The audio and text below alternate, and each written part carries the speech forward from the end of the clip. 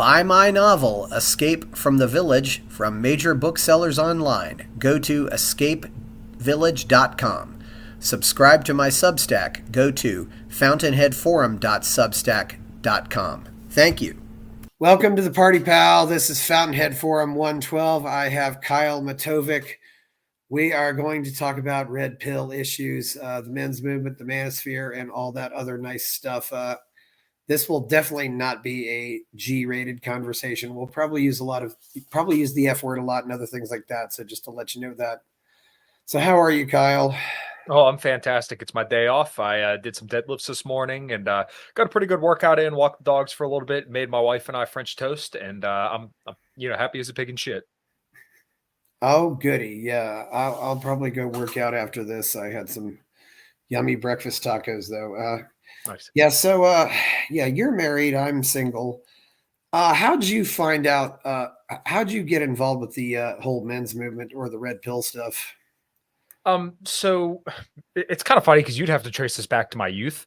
I would say you could probably classify me as the troubled youth, if you will. I've always been like a heavy metal kid, a hellraiser, but I think I always had like a way with words and a genuinity about me, I guess, that people seem to like. No bullshit, and I don't care what anybody thinks. I'm going to do what I'm going to do. So this always kind of made me, I guess, attractive to women even from a young age. Even when I had like long hair, wearing Metallica shirts, I was dating cheerleaders and stuff like that. And I never played football or sports or anything like that. But I grew up in a single parent household. My mom and dad split up when I was like 5 years old, and I was kind of raised myself with my older brother. And we moved around a lot, and kind of being from that angle, like I said, I was definitely more trouble than my brother, and I was a hellraiser all throughout middle school and high school. But really, I just wanted to go work, and I kind of saw the disparities in how men and women were treated, well, boys and girls were treated in school. And that kind of led me down the path of, eventually coming on to a guy like Rich Cooper on YouTube, and like Elliot Hulse. And those were the two kind of guys that I would pin as like my pinnacle for like the whole masculine side of YouTube pretty early on. And from there, got introduced to Ryan Stone, Rollo Tomasi, and Stefan Molyneux was also another guy that my brother introduced me to early on. He also influenced a lot of the ways I look at stuff. So just kind of grown up in that situation. One distinct thing I can remember is a girl stabbing another another kid with a pencil, and he had this giant like blood spot in his hand from where the girl stabbed him, and she just got like detention or something like that, and she probably got let out of detention pretty easily. And if I did any if the shoe was on the other foot, like a girl or a guy did that to a girl, he would be expelled, suspended. So that kind of put the inkling in my head that like, oh, we treat boys a lot different than we treat women. So kind of moving on from there, growing up and getting into the workplace as well, I noticed that, I worked my ass off when I worked at McDonald's, funny enough, my first job. And I saw that girls that I had kind of trained were getting promoted faster than me. I'm like, well, this is kind of strange too, because I show up to work every day. I take additional shifts. I'm training people who went on to become crew trainers at McDonald's, and they're making more money than me, even though I trained them. So shouldn't I be kind of ahead in this whole deal? Just lots of dominoes kept falling and falling and falling. And then I realized that, like, okay, well, maybe it's time to kind of look at this from a deeper level. So, kind of started listening to all those guys. And now, years later, after ingesting a lot of red pill content and then lots of libertarian content, I found myself to be a very, I guess, traditional right winger, in a sense of just realizing that like men and women are not equal at all. And in today's world, there's a huge disparity in how we treat boys and girls and then men and women. Sounds like you had some bad boy cred growing up. For sure.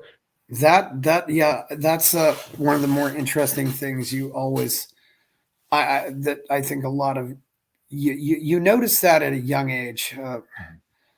I might have had some of that at one point too, but then I kind of lost it. I don't know if it was.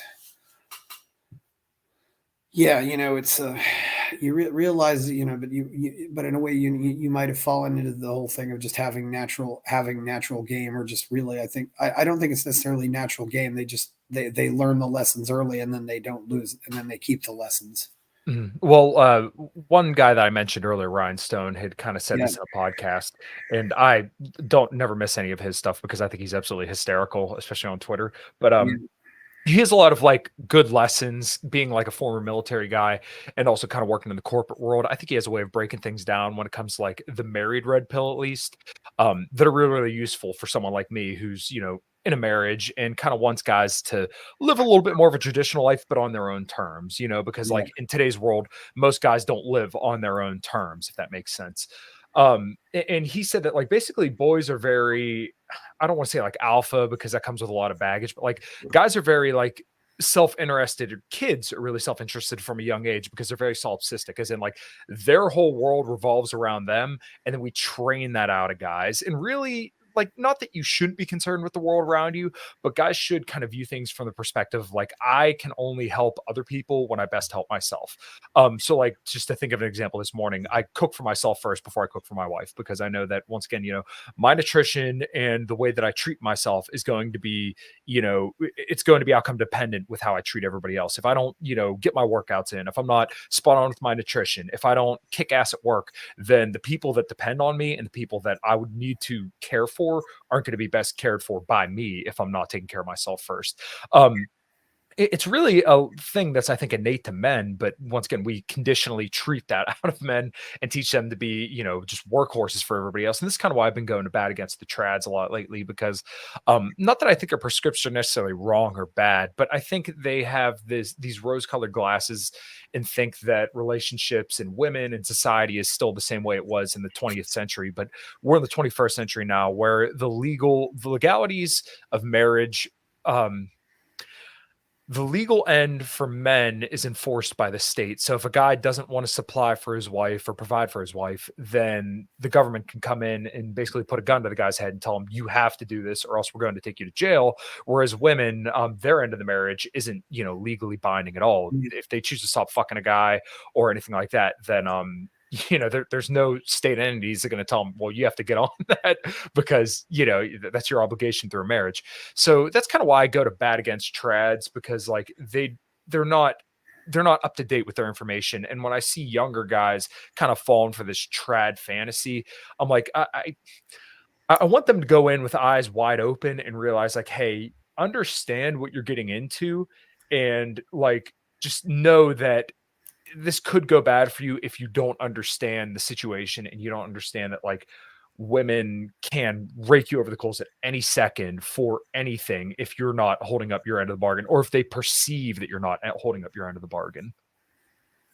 You are right there. I think Ryan Stone probably is the funniest of all the red pill guys I know. Uh, he's Canadian too. I don't know if it's because he's Canadian, but yeah, the military talks Mhm. about all that stuff. But as you pointed out, your parents are divorced. Yeah, they split up when I was about 5 years old. Yeah. So you have that perspective right there. I mean, my parents were. I have very much the opposite perspective. My parents were always married, but I don't think they were.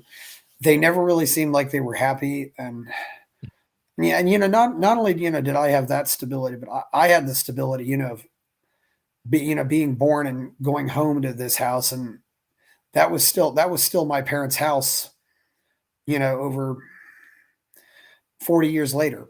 Mhm. So I think that I don't know how much the moving around affects you, but it probably affects you to a certain extent. But you already saw that with your father, probably some of Mhm. the things that were going on with marriage too.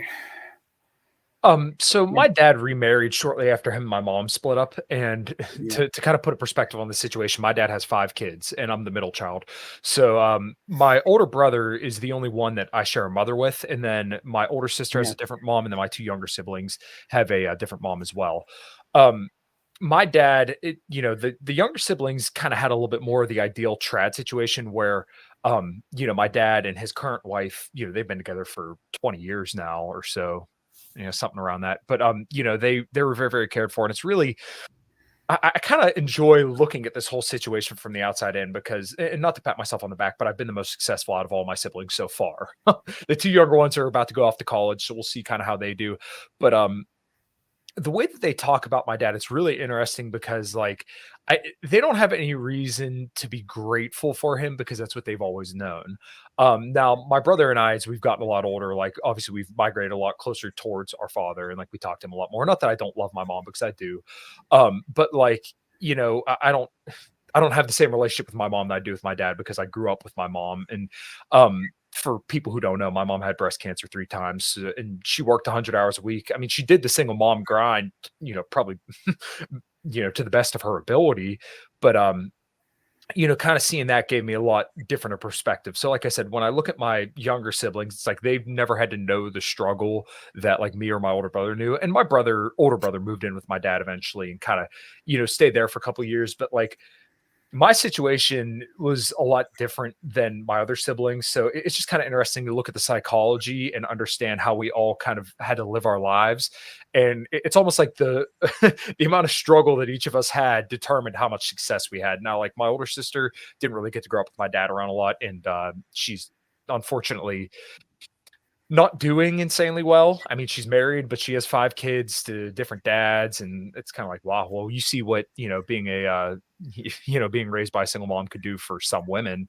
And then, my older brother and I, where we both kind of did well, but not to dog on my brother because I love him dearly, but he didn't do quite as well as I did. I went to college and then graduated top of my class to go on and become a very, very successful automotive mechanic. And then my 2 younger siblings, they're we'll just kind of have to see what happens. But I really hope they do well. But like I probably had the most struggle out of all my siblings. And that's not to tell people to pity me because I'm grateful for it.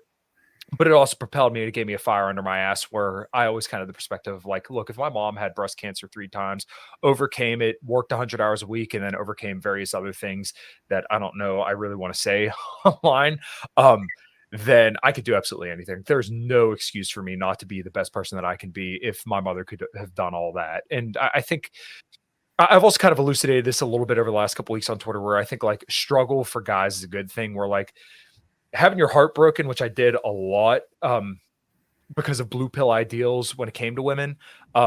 Getting your heart broken will red pill you and make you understand the true nature of women a lot better than just hearing some guru talk online. So, like, guys who had to see their girl that they really liked go and screw around on them, or have one of your best friends lie to your girlfriend at the time. It really kind of makes you understand how women can be. And then when you get somebody that's actually like a decent person, or a lot better than those other ones, you're really grateful for what you have. And then you also realize like, okay, well, I have to hold up on my end of the bargain and be the best man that I can be, so that way I can afford to live the best life possible. So basically, to sum all that up, I'm grateful for struggle, and I think a lot more people could use a lot more struggle in their lives if they don't have enough of it. Yeah, and I don't know how you create a certain amount of struggle for kids. I think you need to put them in a place where they can create their own victories, but because I think Americans especially have had it so easy that they just don't know what it's like to. And Blake Bowles calls it snowplow parenting, where you just you're always clearing these paths for your kids, and they're not learning how to.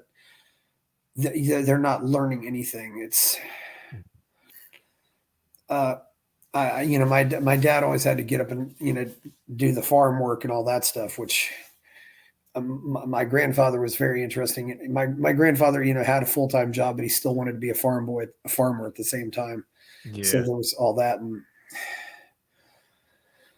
so both of them got up, and they were born in the 30s. I mean, my parents and my grandparents were in a completely different world that I Mhm. and by the time I'm growing up in the 70s and 80s, my dad has no idea that seems to have no idea that things have changed. He never had any reason to learn. Mhm. But I did notice too there was a lot of, if both my parents are gone now. If my parents had gotten divorced, I probably would have blamed both of them equally. Just because of it, it seemed like they were always playing these little games. Mhm. Yeah, so one person I've been listening to a lot lately is James Sexton. He's coming on my show Yeah, this Thursday. I'm super stoked about it. But yeah, he laid something out when it came to like lasting marriages, and yeah. I don't want to say anti-marriage, but I think he understands the dynamics very, very well.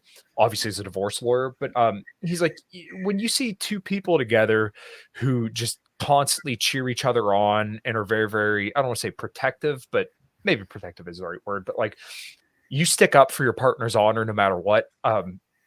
he said that that seems to be indicative of like a good relationship and a situation where two people are going to prosper. And I I try not to use my own antidote when it comes to this kind of stuff because I don't want people to think that like the more you look like Kyle, the more you are a success in life, because that's not what I think at all. Like you determine your own success.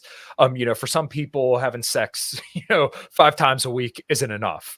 For some people having sex 1 time a week may be just right. This is going to be upon each individual, but like for me, I think I have a very, very great relationship. My wife and I are very, very happy together, and I think we complement each other well. Where I have a pretty good. I'm very, very calm. I don't get angry. She has a little bit of a shorter fuse, but I mean, I'm able to kind of do what I need to do, and she's able to pick up where I, can't pick up. So I think when you have a complimentary relationship like that, I think things tend to go really, really well. But like I said, I hate giving my antidote on this Yeah. kind of stuff because I feel like I'm telling people, well, you have to live your life this way to be successful, but it's just not the case at all. And I don't think a lot of guys are going to find a situation that they're looking for. Like once again, to go back to my antidote, I think I got very, very lucky finding someone like my wife who grew up with her dad, and her parents split up as well, but like she grew up with her dad in the same house for a long time, and she had a lot of siblings, some step siblings, but then she also lived with her older sister. And she really wasn't the kind of girl that went around and rode the cock carousel, as we might say, and experienced a lot of guys. That just wasn't her. For most guys, especially nowadays, and she's not crazy on social media. For most guys nowadays, they're not going to find that. I mean, every girl has an Instagram, every girl Yeah. has Snapchat where she has guys blowing up her stuff. um it's going to be tough for guys out there to kind of live in this world if they're not willing to kind of make some compromises in some regards. And this is kind of where I think when I go out and about, I see some like decent looking dudes, but they're with these fat single moms, and I'm like, dude, you could do so much better if you just put a little Yeah. bit more effort forth. But maybe I'm Mhm. blind. Maybe there's something that I'm not seeing, that like, hey, maybe this girl offers something a lot to this guy, or maybe it Yeah. just is that like guys are going to have to accept worse and worse options because for most women now, their perception is that like they can do so much better than they actually can. But then, they're only hooking up with like the top 20% of guys because, they're willing to at least get with that guy, but he won't stay with her, but they're okay with being a side piece. Whereas like guys who aren't in that top 20%, they may have to settle with the single mom after they, fuck Giga Chad, or Brock the bartender and had a kid with them. And then, they get the remaining scraps. Maybe I'm in that top 20%. Yeah. I don't know. I've got a few theories on the unattractive guys with women like that. One possible theory is the woman might be a really, really good cook. Mhm. And believe me, if a woman makes good food, she'll keep a guy around, definitely. Absolutely. Uh, and also possibly she comes from a really rich family. Mhm. That's yeah. There's definitely I don't you never know too. Maybe and who knows? Maybe she's good at trading crypto or something like that. There's a lot of there's a lot of things that I think keep relationships together. Things that we don't really see, obviously. Mhm. And getting back to that, one thing that was maybe the first red pill for me was something I noticed even in probably even around junior high. It's like, Mhm. why are these girls who can have any boy that they want spending all this time with the boys who treat them like shit? Mhm. And and you start to notice that even as a teenager. Yeah. Uh, you even I even remember one case of a girl maybe around 19 or 20 back in my area getting murdered by her boyfriend, who was actually very very very very much a high school football legend, we'll call him. Mhm. And yeah, there were some other cases, and some of the girls do grow out of that, Mhm. but a lot of them never do. And I'll to use more famous examples, Farrah Fawcett. Go back a few generations earlier, Lana Turner, and I might also say the same thing about Rihanna. Mhm. Why are you with these guys? And I suppose it's because they're the only guys who don't kiss their asses.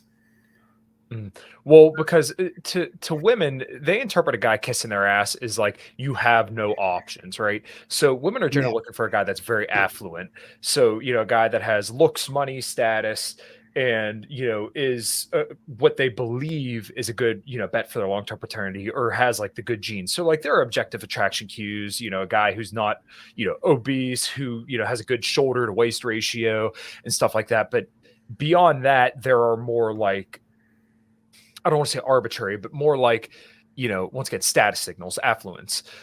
So when you see a guy like Chris Brown who's not kissing her ass and has a bunch of Yeah. women after him, it's kind of like pre-selection, where basically a lot of women want this guy. So as soon as women see that like a bunch of other women want this guy, then they say, hey, well, clearly if they want him, then there's a reason for that, right? He's a good bet for my own paternity, and he's going to be able to give me lots of resources for my kids, and then he's also be able to go kill the lions, the mammoths, or whatever. Speaking about our lizard brain. So when you see a guy like Chris Brown who's very, very affluent, then it's like, okay, well, let's go sack up to him. And if he's not kissing your ass, then you interpret that as like a display of higher value, because in the woman's brain, she interprets that as like, oh, he doesn't need me, but I really want him, because if he was kissing my ass, then like, okay, well, get away from me. So this is kind of why, like, when I see guys just verbally vomiting text messages to women and blowing up their phone and stuff like that, I like want to slap their phone out of their hand and tell them like, stop. When it comes to like dating apps, stuff like that, you should want to kind of get like a close and get to meet somebody as quick as possible. So that way you can kind of present social cues and also get to meet somebody, engage their desire for like you as an individual. Text game's important, but like I said, you want to be able to make a close and like get physical with somebody as soon as possible. And that's not to say like you go grope them or anything like that. Take them out, go for a date or something like that, Yeah. and then see how they respond to you and your overall body language and your presence, and kind of just cut out all the buffers, because that's essentially what texting and online stuff is that it's a buffer between you and that person. And hundreds of years ago we didn't have to deal with this, but now we have to deal with this now.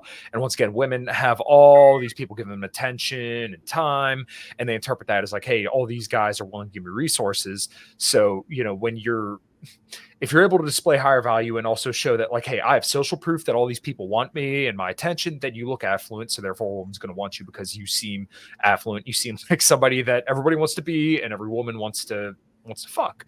So it's, I just get frustrated when guys think that like if they punch enough holes on the nice guy card, then that's going to entitle them to a woman. And like that is such a bad mindset. I'm sure Yeah. you've probably heard Ryan talk about it, but it's called like a covert contract, where you make this contract in your head where if you punch enough, of the nice guy cards, then the woman's going to return a favor for you. But that's like such a bad mindset, because like what you think is equitable in your mind for like her to reciprocate with love and affection, she may not interpret that as like as valuable of an interaction, if that makes sense. Yeah. Like you being nice to her and buying her gifts and stuff like that, she may not interpret that as worthwhile of her intimacy. So like just this idea that if you're just nice enough for long enough, you can beat her down and wear her out. It's such a bad idea. And I think it really sets guys up for failure. But that's what we tell guys to do is, oh, just be yourself and just be nice. Well, if you're a piece of shit, you have nothing going for you, then no, you shouldn't be yourself. You should be somebody better, because I think a lot of guys do have the potential to be better than they are right now. But if there are going to be someone that just aren't interested, and you should kind of keep that in your mind as well. Maybe you're not the right fit, but this kind of goes back to an earlier point where, hey, maybe you should spin plates. Maybe you should go date non-exclusively for a while and understand what you like and what you don't like. So that way you can kind of find where, what you're okay with. And the whole trad idea of just like finding one person, it's almost like the soulmate myth where like, you're going to find your one person and everything's going to be perfect. That's such a bad mindset, because you're building up this complacency in your head of somebody that's going to meet all your expectations. And then you're going to find a girl who you're going to push her into this box. And then eventually, when you're out of the honeymoon phase, when you first meet somebody, they're going to start to kind of break out of this box, and it's going to lead to nothing but disappointment. You just should be realistic about who you're dating and how the dating market is. I don't know, but I suspect there was a time when punching all those holes in the nice guy card did work. Mm-hmm. Maybe 100 years ago, during the time of my grandparents or my parents, but And that's one thing that I think was true before second wave feminism is I think the rules were very easy for men to figure out, and yeah, they were very easy to figure out, and men could follow the rules, and they could get married and have kids. And now it's ever since then it's been complete and total chaos, it's created a system where you really have to be a social engineer nowadays if you want to get married and stay married.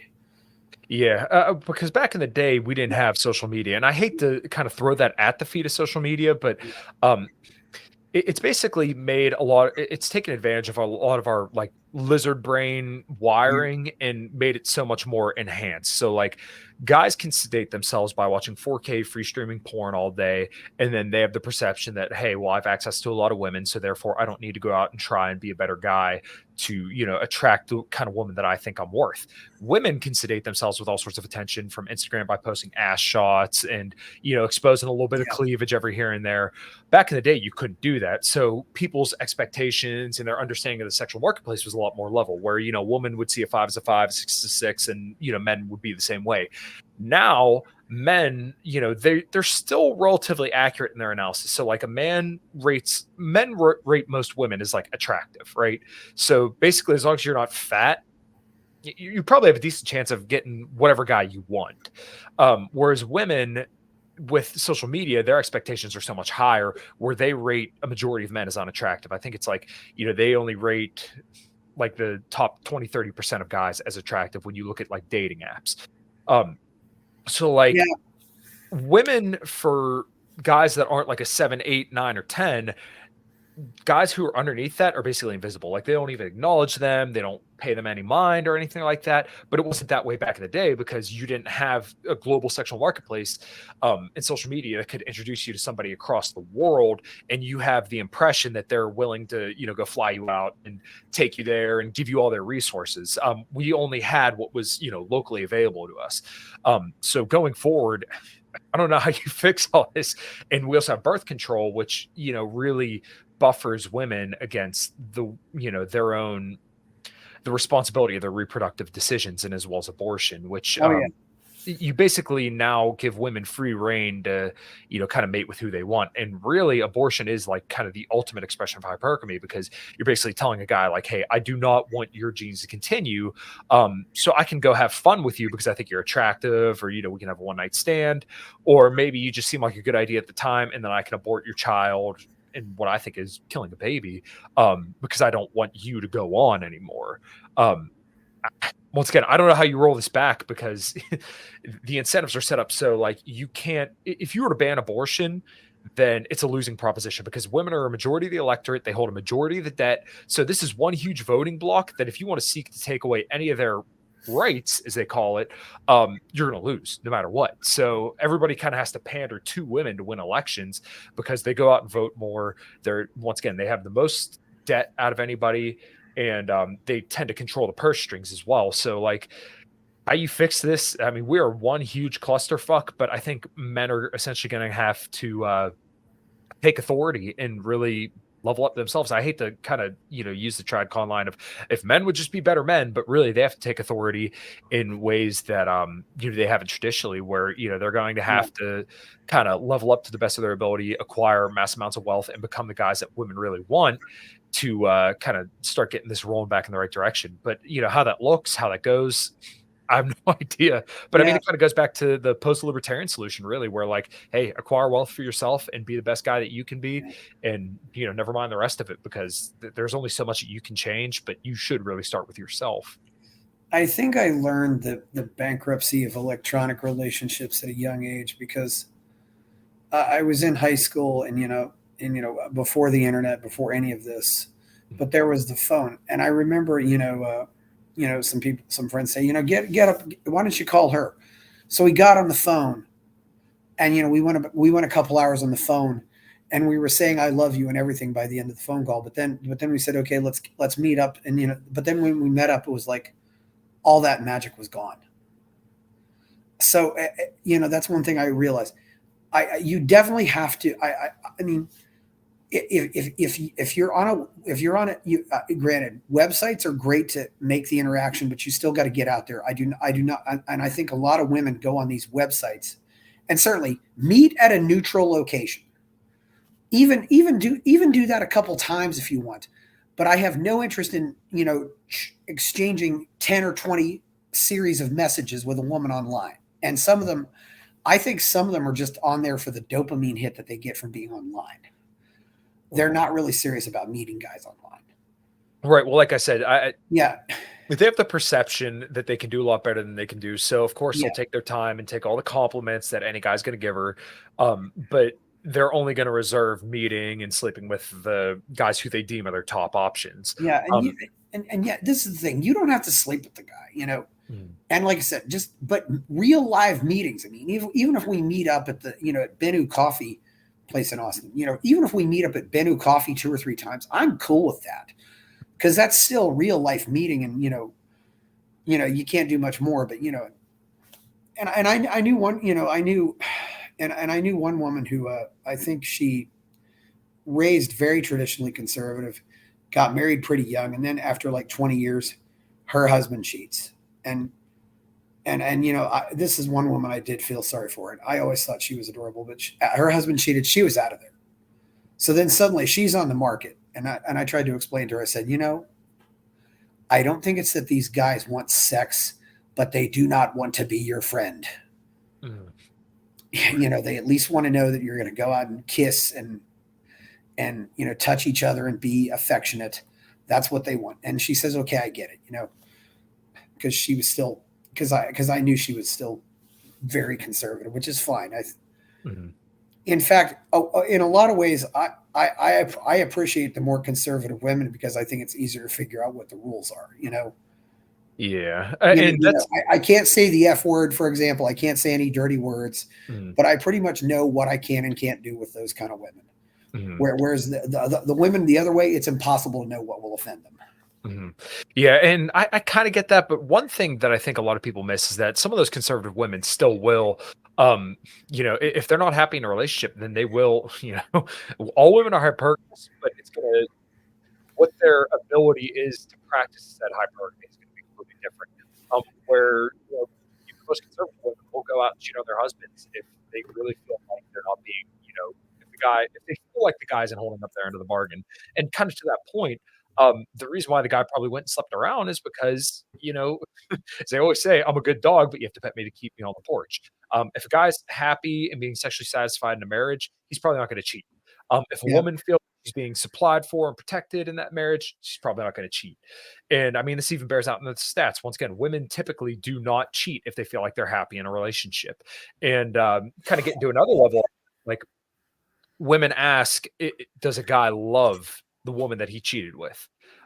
Where, because they feel like that's taking away from their resources. Whereas a guy like, I've heard explained as like, for us, having sex is like taking a piss. If we could take a piss in a golden pisser and, have nice smelling candles around us, that's great. But, we'll go piss in the woods if absolutely need be. It's not like quite an emotional thing. But I mean, that goes back to a lizard brain kind of thing where like, hey, getting off for us is just, kind of what we like. I mean, we have so much testosterone and we want to pass on our genes. So therefore we have a lot more of a sex drive. Women, it's like, okay, well, if you have sex, this could mean you're down for almost a year.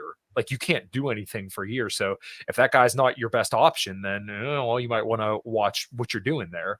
But we really facilitate women being, I've always said that we treat women like retarded children where they have no agency. And you see this in absolutely every single situation. Every time a woman does something and then the consequences come back to bite her in the ass, we say, oh my God, look at the poor woman. Well, sorry, sometimes women make bad decisions and we really do our best to protect women from that.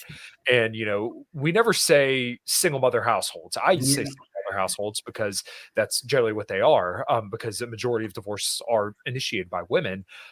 We always say fatherlessness, the fatherlessness crisis. And that's because we do absolutely everything to put the blame on men, and men are the problem in our society, and it's all men's fault. If men would just man up, then the whole world would be better. But once again, what's men's incentives to do that? They have zero incentive to do that today because they go get divorced, raped, and then also women, they could just take men for whatever they want, essentially, and they can always get a better guy if they feel Yeah. necessary, because there's going to be tons of guys waiting, for their turn in line. It's a girl posted a picture and said she was gaining some weight, and she blocked me on Twitter because I quote tweeted it making fun of her. But I said, like, oh, the women are looking for attention again, and she blocked me right away. But it's like, I look through the comments, I'm like, oh my god, there's just so many guys just coming to her rescue because she said, oh my god, I gained a little bit of weight, please tell me I'm still cute. Well, you have all these guys just ready to throw themselves on the sword for you.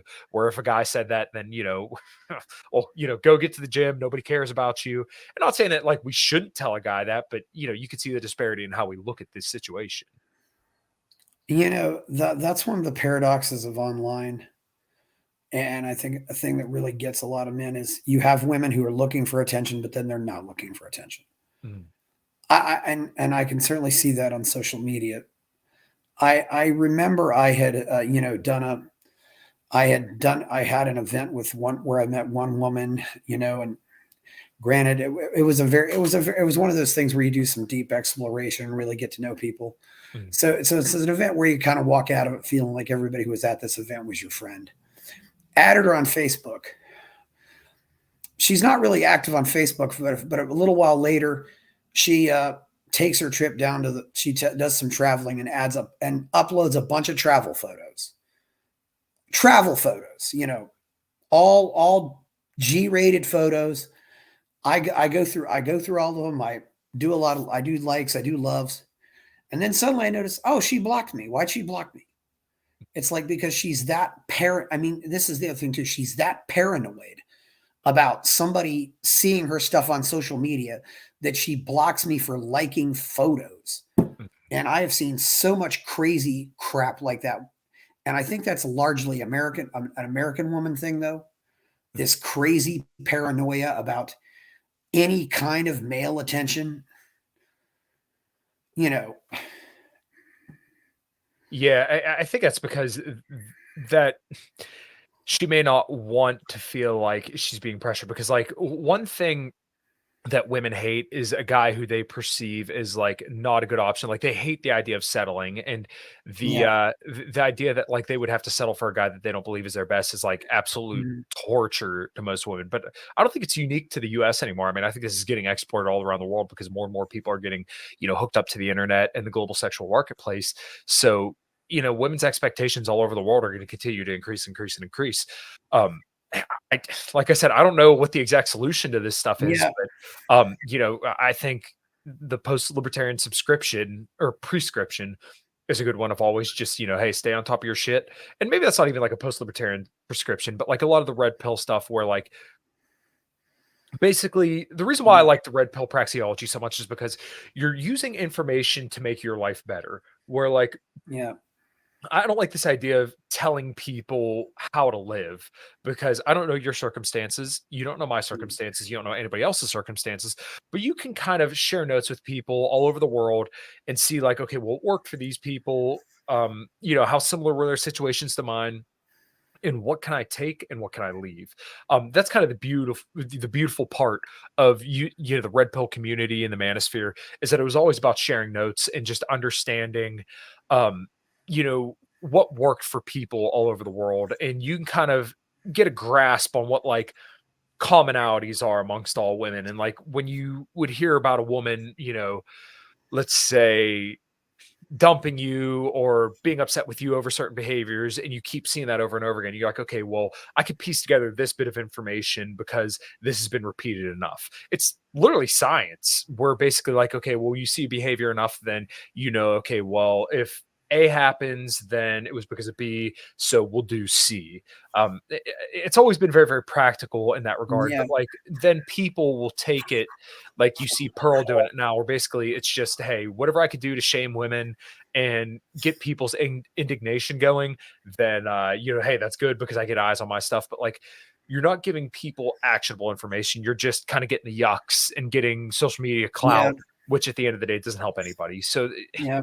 I get so annoyed around this time, or I shouldn't say around this time, but like with the social media economy, because it's all about, well, what can I do to get more eyes on my content? How retarded can I be to make everybody laugh and yuck without giving them any any good information. And maybe that's why I've kind of limited my growth, because I'm not going to sit here and tell you to not eat soybean oil and go suntan your balls. I'm going to tell you what the science says in regards to nutrition and Yeah. relationship stuff and psychology. And then, hey, whatever you want to do with this information is up to you. Like I can't tell people how to live their life. I don't want to. I can't.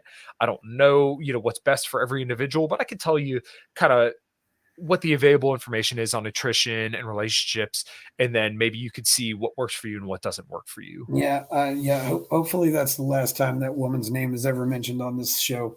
Because I don't want to give her any attention. Absolutely. But one thing we realize, there can 100% of men cannot be in the top 10%. And I don't, the top 10% is always going to be the top 10%. I don't know. I do think though that we're getting into a place where maybe because those men are just, banging a bunch of women, that all these women think they can believe in that. And of course, some guys do like to talk about the alpha widow and stuff like that. Mhm. And I think the alpha widow is something we've really, we've probably known about for a long time. I mean, the Titanic movie is really all about the alpha widow. Yeah. I mean, if you know the whole story, and of course we're giving away the ending, and this was one of the most popular movies ever made. Mhm. And I think it just, it kind of shows that whole romantic ideal though, where you can get into this, where, she meets he kind of has some bad boy cred, but he's probably what we'd call a sigma, at least if you go by the Vox Day scale. Yeah. Yeah. I do like that scale better, because I think there is the sigma. I think Dirty Harry's kind of the sigma too, Mhm. and that Clint Eastwood, that kind of thing. The guy who kind of rejects the social game but ends up coming out on top anyway. Yeah, I mean, I think that kind of goes back to the point of like enlightened self-interest, where like a guy Yeah, who just is on his mission no matter what. yeah, I think that is something that's very attractive to women, because that's, once again, you're maintaining your frame. Like, you understand what you need to do to kind of maintain your own world. And then that kind of should be the goal for a lot of guys, is that like, hey, my world is so well constructed and it's a well-oiled machine, and I am going to take care of whatever I need to whatever I need to take care of. And if you're willing to enter this frame, then you can enter it, but just understand that like I'm my own priority. And I think that's where a lot of guys kind of need to start, because I think too many guys are, to go back to the trad stuff, they're trying to make the woman the pinnacle of their life.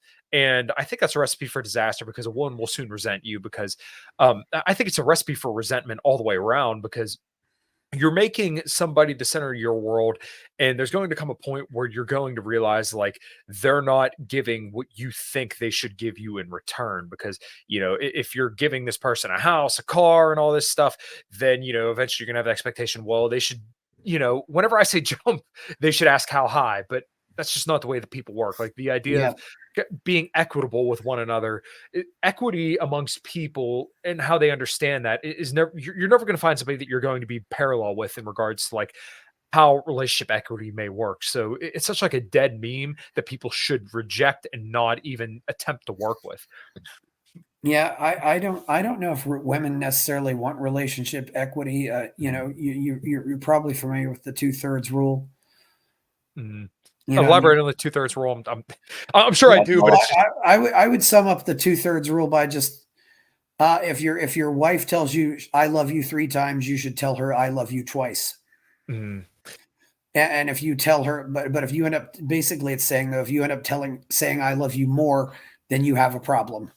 mhm. And Yeah, and I think there's a lot of truth to that. If the relationship is more important to the man than to the woman, then it seems like, and if you and that's another thing you see even as a teenager, you realize these girls are always talking about their boyfriends, but the boyfriends don't seem to care. The whole thing about the guy standing tall and the woman's always leaning in and stuff like that. It's the green lines. yeah, pictures and stuff like that. It's really, I don't know. And again, I do wonder if that's just something, if it was always that way in the past, because I do, granted, my my grandfathers died when I was 5 and I was 6, and believe it or not, on my mother's side, my grandparents actually were actually did split up, which was very uncommon in that generation. But Yeah. I would definitely say that among my father's parents, grandma really did run the show. Mm, Even though she never learned to drive a car, which wasn't that uncommon among women. She was born in 1900. He was born in 1897. Yeah, it was not uncommon for women never to learn to drive a car. mhm. They still had their division of labor. It's another thing too. Her generation, women did not cut the grass in that generation either. The man got out the lawnmower and mowed the lawn. And boy, and tell you what else too, Grandpa, we're talking a hillside like this, maybe a whole acre, maybe larger than a football field, and he'd go out and mow that Mhm. with a push mower.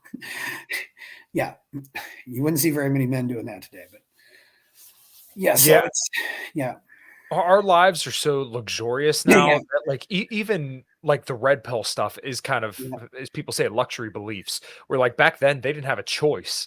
Really, yeah, the reason why they had a lot of kids is because they needed more hands to help around the farm and help do labor and stuff like that. So, yeah, like, your local sexual marketplace was a lot more, to go back to an earlier point, was a lot more, like, even keel. Like, you kinda knew what you could get. You weren't really worried about all the other stuff, but now, we have dishwashers, automatic washers and dryers, some things yeah, that are even washers and dryers together. We can afford daycare, we have cars, like there's so many more.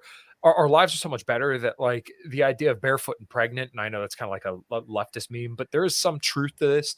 Um, it's not quite like a necessary reality anymore. Where I do think it's like good, and we probably should have more kids homeschooled and spending more time with their mother because there is evidence that, like, yes, if kids breastfeed, then they tend to have a higher IQ if they're not, abused or go to public schools or stuff like that. Then they tend to do a little bit better. But we live so much.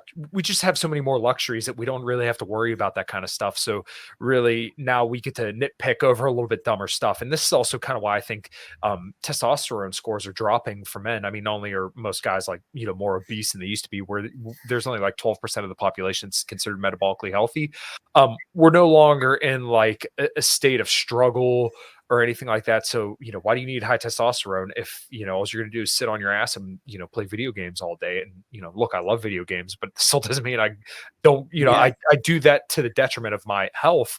Um, we're not as required to go out and work as hard as we used to because we have so many labor saving devices and because our standard of living is so much higher than it used to be. So once again, what do you need the testosterone for? You can just sit around the house and watch porn, and you don't have to go lift. You just have so many more things available to you that make your life so much yeah, easier. So like I said, what the hell's the purpose of all the testosterone if yeah. you don't have any real great struggles? I think we could go down a very deep rabbit hole with the testosterone. I mean, one of my early shows was Roy Barzilay, who talked about he actually talked about solar activity affecting testosterone. Mhm. Also, I think microplastics, estrogenics. If you've nutrition, there could be a whole lot of things, and I also think that we might have a situation too where a lot of men and their I think you might even have a situation sometimes where men's libidos are just giving up because things have gotten so messed up. Mhm. Yeah, I so don't know. I don't know, but yeah. if you're in if the game has gotten so crazy that you don't think you can possibly win, then you do give up. And ultimately, I think every guy just wants to have power and choice. Mhm. He doesn't want to feel like the game is rigged when he goes into it. And this happens to some guys when the first time they get divorced. Some guy, I think a lot of guys, or when they're seeing some of this stuff happen with Russell Brand or what, it's Mhm. and when they see some of the disparities, but then they see other things happen and just realize what's going on here. I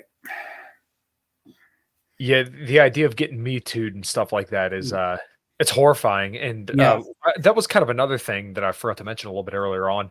I did have a girlfriend back when I was in, like, middle school that, her and I but, she had, when her and I broke up, she did accuse me of that, and thank God, nothing ever came of it, but it's like, this was consensual, and yeah, we were both kids, but like still that could have damaged me for the rest of my fucking life. Do you want to go into details to what it was or not? Uh, You were in middle school, usually, obviously I'm not asking for names here, but no. Yeah, well, I mean, her and I both consensually had sex when we were under the age of 16. And once again, oh, yeah, so I mean, this was very, yeah, very early on, but we had dated for almost a year at that point, and then her and I broke up, and then she accused me of that. So that was kind yeah, of oh, this, like I said, that could have ruined me for my entire life because obviously there have been situations where guys knocked up teachers as like kids because the teacher had sexually assaulted the kid, and then the kid was responsible for child support once he yeah, turned 18. Like people have no idea how bad men have it in these kind of situations. yeah, So obviously I'm thankful that didn't turn out that way, but yeah. like you But kind of see a situation like that. It's like, oh, what I'm curious, what happened? I bet the boys after that are considered studs, aren't they? after After the teacher, yeah. Oh, the teacher thought he was hot. So and it's the running joke that you'll see everybody say, "Oh, where was this teacher when I was a kid?" But like it, yeah, I don't equate the two. Like when yeah, a grown man is having sex with a girl that's like in high school or something like that. Like these situations aren't equitable. They're still wrong, but I think we can all agree that like a grown man having sex with like a 15-year-old girl, that's clearly wrong. But a grown woman having sex with a 15-year-old boy is wrong, but it's not as wrong as a girl because like a guy obviously has a lot higher of a sex drive, and for a guy to get erect, he obviously has to be enjoying it. But like that's not to say that that's right because it's not. But like these situations aren't equitable, yeah. but it's still wrong. So like I see a lot of people want Well, to equate these two things, but I don't think they are equal. But at the same time, that still makes it wrong for a woman to kind of come onto a guy like yeah, that. I know. There's a natural. I think there's a natural power imbalance in the student-teacher relationship, Absolutely. which makes it unethical, no matter what happens. Yes. Uh, no matter what the age groups, no matter what Mhm. the and we've certainly seen situations where that has happened. Though, for example, Celine Dion, started actually, ended up marrying her teacher, Mhm. the guy who was like her singing coach, and and he was like first a student of her, well, like when she was 12 or something. Mhm. I don't know all the details. He's dead now, but she was married and had a baby with him. It's so that's a very interesting situation. I'm rare. I'm rare. I can remember my high school days. I'm probably rare that I don't ever remember looking at any of my teachers that way. But I knew most. I think most boys probably had one teacher that they looked at that way, and I think most of the girls had at least one teacher that said, "Boy, I Mhm. really want to." There's yeah, but I never yeah. Because that's one thing. If you're like meeting a woman around 20 or 21, just ask, and you're older, just ask her, well, who is your favorite teacher? Okay, yeah, Yeah, no, I definitely knew a few yeah, teachers like that for men and women. Funny yeah, enough, there were definitely like I think when I was in like eighth grade, there were two teachers that actually were actually kind of attractive, and all the guys, all the boys are like, like we would have given the chance, and then there were some girls. I mean, there were two teachers in my high school that one was yeah, married, and the other one, there were tons of rumors that went around like, hey, he was porking some students. But I mean, they also some of yeah, them were 18. So I mean, I'm yeah. not saying it's There's right still because, like you said, there's a power imbalance there. there's But a power imbalance. It's the same thing with it's the same thing with therapists. Mhm. Again, I same thing with therapists. Also, Yeah, you occasionally hear about it happening with prison guards. Again, huge power imbalance. yeah. Prison guards should not be having sex with inmates. I mean, Mhm. even Well, that yeah, whether or not it's and maybe it is consensual, but that's still to me a serious issue. Yeah, I mean that kind of goes back to like a workplace dynamic of you never have beer with the boss, which Yeah, is something that I was always told because he loses all authority. yeah, And that's another reason why I think like I've heard that they had to remove a lot of like female prison guards from male prisons because women do like guys who are violent because that in yeah, their hindbrain that says like, hey, this guy could protect me. He's able to go fend off anybody that might attempt to kill our offspring or anything like that. So if they see a highly violent criminal, then they think, hey, well, this guy might be a good option. So that's kind of why they're attracted to violent guys. Now, men obviously aren't attracted. That doesn't work for men. Like, we don't look at a woman who is a serial killer and say, like, wow, I can't wait to get with that. Like, we look at that and say, like, that bitch is crazy. and I got even my mother even talked about, granted, mother was born in 1934, even talked about a lady friend of hers who was a pen pal with a prisoner. Mm-hmm. And we happen to be in the hometown of the state pen. So that it was right there, but writing, exchanging letters. And of course, exchanging letters with the man in prison. It's like, the only difference is I think parents were probably policing their kids a lot more than they do now, when the house had one phone and stuff like that. Mm-hmm. Yeah, it's funny. Getting back to porn, I assume you saw your first so-called porn in a magazine, or was it on the internet? Funny enough, I remember I was probably, I would say, under 8 years old, and I remember my dad and mom had a waterbed, and I remember crawling underneath it and finding a mag when I was a very, very little kid. And I remember thinking, like, holy shit, look at this. And then, as I got a little bit older, the internet. We probably when I was like 8 or 9 years old, and it was dial up. So, hey, hang up the phone. I want to get on the internet. Yeah. And I remember, couldn't really do porn on dial up. Well, we eventually did kind of figure out a way to it. But, I've heard a lot of the more TradCon people describing how early some guys see porn. And it is true. Like, most kids nowadays are probably seeing it 10, 11 years old. And it's not good, but, that's kind of on the parents to say, like, hey, don't look at that stuff, and keep a close eye on your kids, and don't let them, limit their screen time. I'm not a parent yet. I plan to be, but, my idea on raising kids and kind of instilling values and the screen time stuff should be like, hey, you should be an example for your kids that they should want to follow in your footsteps. Not that you make them do what you did, but like they should desire you to be, they should desire you as a role model. You shouldn't have to beat them over the head with what you believe. It should just be kind of innate to them. And I think people have lost their way in this regard, but I don't know how difficult that is. Maybe it's very difficult. Maybe I don't know. I would just tell my son, I'd tell him, fail fast, fail often. Mm-hmm. Absolutely. And anything you do, it's just go out and don't be afraid. I mean, and if you're, go out to the dance and ask all of them, and just get to the point where rejection does not faze you at all. Mm-hmm. And get to kind of make yourself bulletproof, I guess you'd call it. Yeah, that's like kind of an old PUA trick. And I think it's actually a very, very valuable lesson for guys to kind of get used to rejection and failure. And it kind of goes back to another point of, failure and struggle is good for guys, because you kind of learn to grind through it. It's almost like the central nervous system adaptations when you think about lifting. Like, earlier lifters I believe this has been done like a lot of studies. I couldn't cite one off the top of my head, but like early lifters can't really struggle through more difficult reps because they don't have like the neuromuscular adaptations to grind through that last rep on, like, let's say a bench press. Whereas like a more seasoned lifter is going to have the neuromuscular ability to say like, hey, I know I'm able to push this bar up one more time and, grind through that last really hard rep. Whereas a new lifter doesn't have quite like the mind muscle connection to know they're going to be able to get through it. But the same deal, I think, applies to a lot of like difficult situations in life. If you haven't gone through the struggle, then you may not know how to overcome it.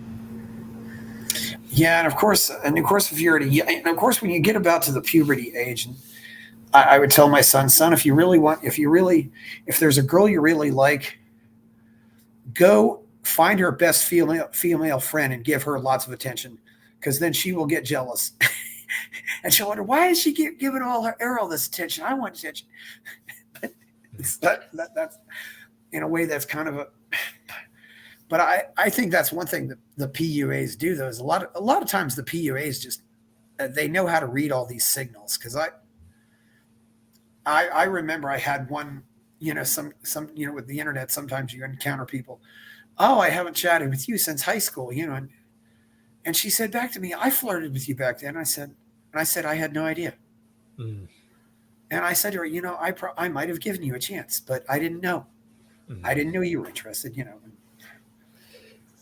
Yeah, I mean, and some guys are totally blind to these things. I mean, some guys you have to literally, and I hear some women will complain about this. Why won't he come up and talk to me? Why won't he come up and talk to me? I said, go talk to him. Yeah, it's kind of funny because like traditionally it's always been men will go out seek women, men will go propose, men do all these things first, but that's because women aren't they're very very conflict averse because innately they have to protect their kids, they have to protect their resources and everything that kind of makes their world go round. So for them, they don't have the same ability or the same like innate desire to go out and take risks. Because for them, if they get shot down, then that means, hey, I'm not going to be able to provide for my offspring. Whereas guys, like, we understand that a man is built and and women are just are. So like for us, we have to go and ask for a date and stuff like that. And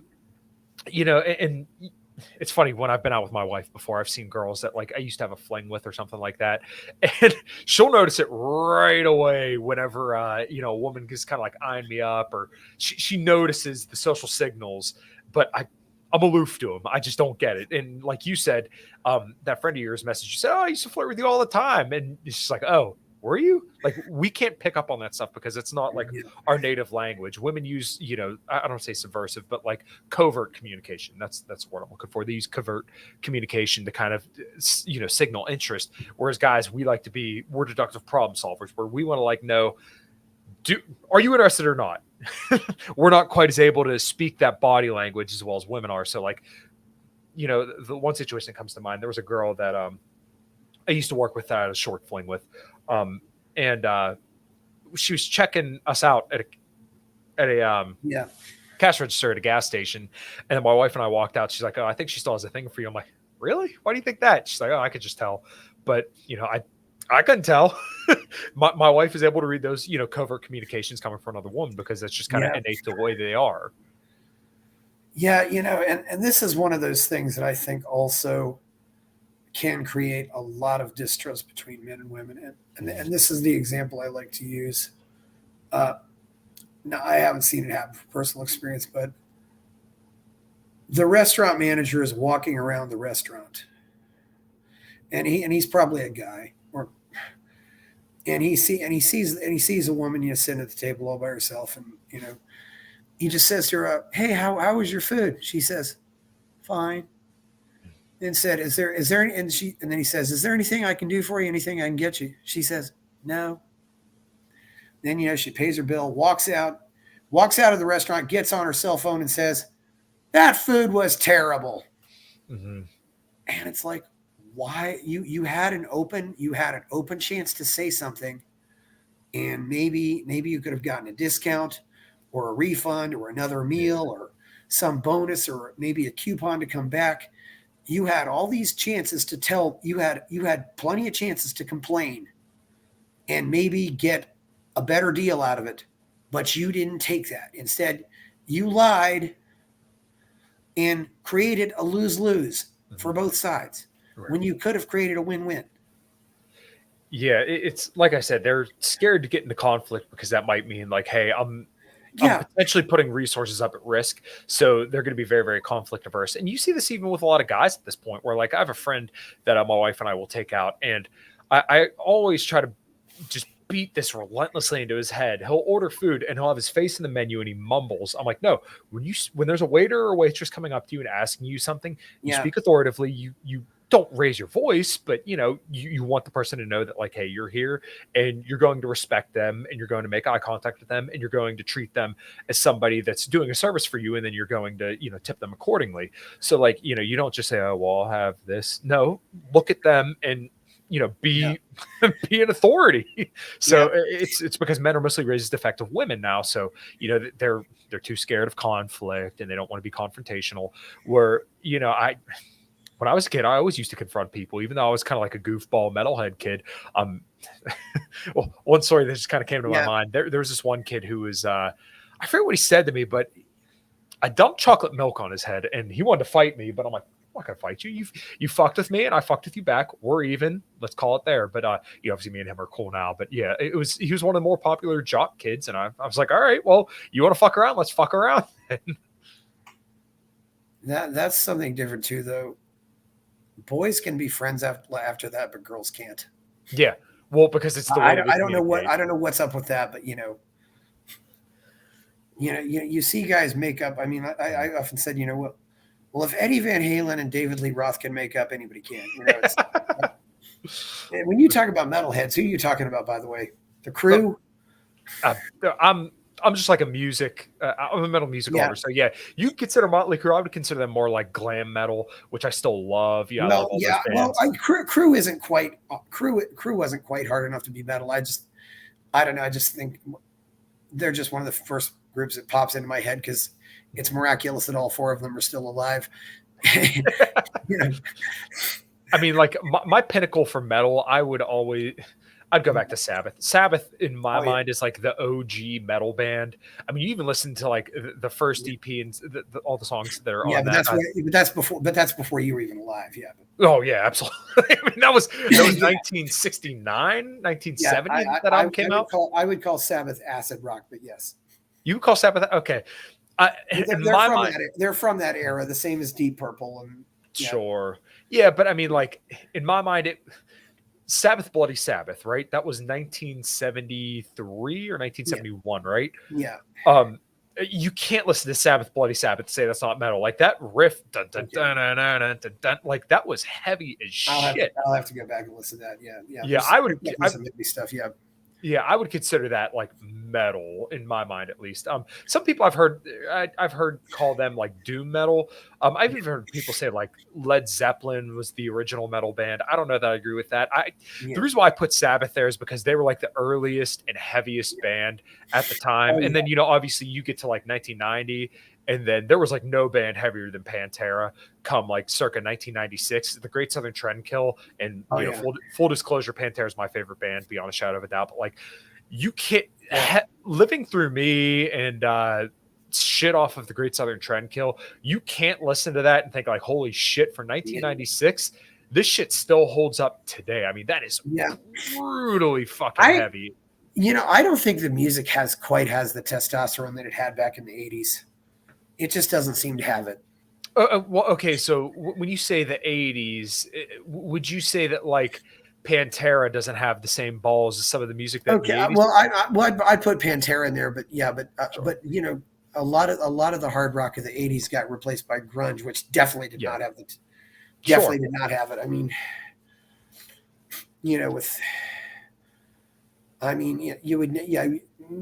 definitely Pearl Jam is not high tea at all. Absolutely, I definitely agree with that.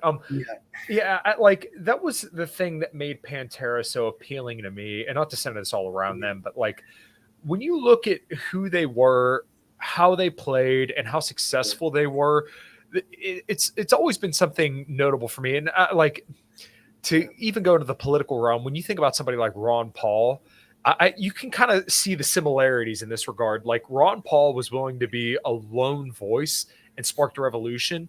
Pantera is kind of like the same way in my mind. Like in the 90s when everybody was going softer, even Megadeth. And they kind of, I know what you're saying. Yeah, you're right. Pantera went heavier and heavier and heavier, but they topped the charts. Like 1994, Far Beyond Driven, to top the chart for months with probably what was one of the heaviest records of all time. I mean, 5 minutes alone, Use My Third Arm, Strength Beyond Strength. Those songs back in 1994, it's like nobody heard this kind of stuff. Becoming, where you have Phil just like that brutal guttural screams, just like nobody was doing that back in the 90s, and they topped the charts. To me, that's just like something so magical and memorable, and you really don't have people that are willing to stick their middle finger up to the world and take a chance like that anymore. You could maybe say like Thomas Massey, but like musically I completely agree with you in regards like nobody has high test anymore, and like a lot of the metalcore stuff is just kind of aping the same stuff over and over again, where like you look at like 2000, I would say 2002 to like 2007, where you had the new wave of American heavy metal, God Forbid, Lamb of God, Trivium, Killswitch Engage, bands like those. They were a lot more raw, unfiltered, and badass back then. And now like, you had the second wave, which I would say like Parkway Drive, Born of Osiris. I don't even want to say like Attack, but bands, I'm sure you kind of know like that kind of lexicon. Yeah. They didn't have the same energy that all those bands did. And nowadays, there's only so many times you could scream and have a breakdown, a melodic guitar solo. And not that I don't like it, because I love all of it, but like it's no longer new. So the bands like Parkway Drive and all them, they don't measure up to, the new wave of American heavy metal back in the early 2000s. And then nowadays, I still love all the stuff that like the bands that I mentioned are putting out, but it's not the same, and like even newer bands that are coming up, it's not the same. And you're never going to see another Metallica. That's kind of what this whole point is. Like Avenged Sevenfold is probably like the biggest newer metal band, if you follow what I'm getting at.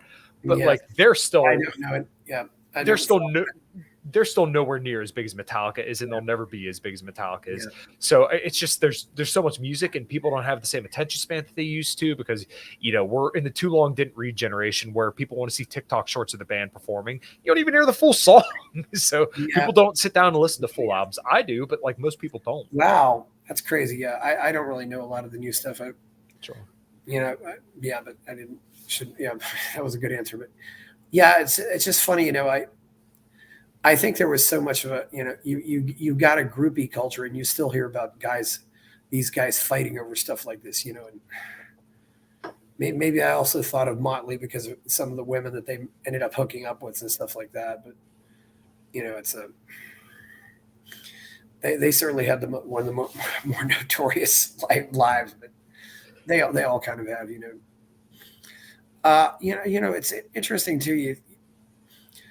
Sometimes I think, being in the band cred and also being the band cred probably makes a difference though, right? I mean, it raises your sexual market value, 2 or 3 points just by the fact that you're in a band. Well, yeah, because it's almost like you are the situational or contextual alpha, because everybody's eyes are on you, especially if you're a singer or a guitarist doing a guitar solo, or you're kind of the recognized guy. Like, everybody knows who Scott Ian is from Anthrax. So like when he's on stage, people are like, oh, that's Scott Ian. And everybody in the arena, they like Joey Belladonna because he's a good singer and all that. But like, they know who Scott Ian is because he's been the one, consistent member of Anthrax. So like he has all the social proof because he's kind of like the face of Anthrax, if you will. Rob Flynn is the face of Machine Head. You could say maybe even Nikki Sixx is the face of Motley Crue, even though Vince Neil is a singer. Like everybody looks at Nikki Sixx because he's still like maintained a good look and a good status throughout all the years. Yeah, but Tommy Lee got with Pamela Anderson, Heather Locklear too. So, fair point. But I mean, Pamela Anderson also got passed around quite a bit. I mean, Jesus Christ, I remember being a kid finding a sex tape of her and Bret Michaels. I'm like, oh, that's one thing. I may not be in the minority, but I would rate Heather Locklear hotter than Pamela Anderson. I mean, Heather Locklear was definitely a prize too. Yeah. Okay. Yeah. I know that name, but she was on Dynasty and she did TV commercials, but she did. Mm-hmm. And she was later on Melrose Place. Yeah. Older, but I could say, I could see why you would say that. That's a fucking tough one. Heather Locklear looks more natural and Pamela Anderson seems more made up. Yeah. Okay. Yeah. You know what? I would agree with that. Yeah. I definitely agree with that. Yeah, it's there's an interesting history with all those, and of course Vince, he had, I think maybe I don't know what shook those guys up, but it probably had something to do with when Vince had that little girl die. She had cancer or something, but yeah.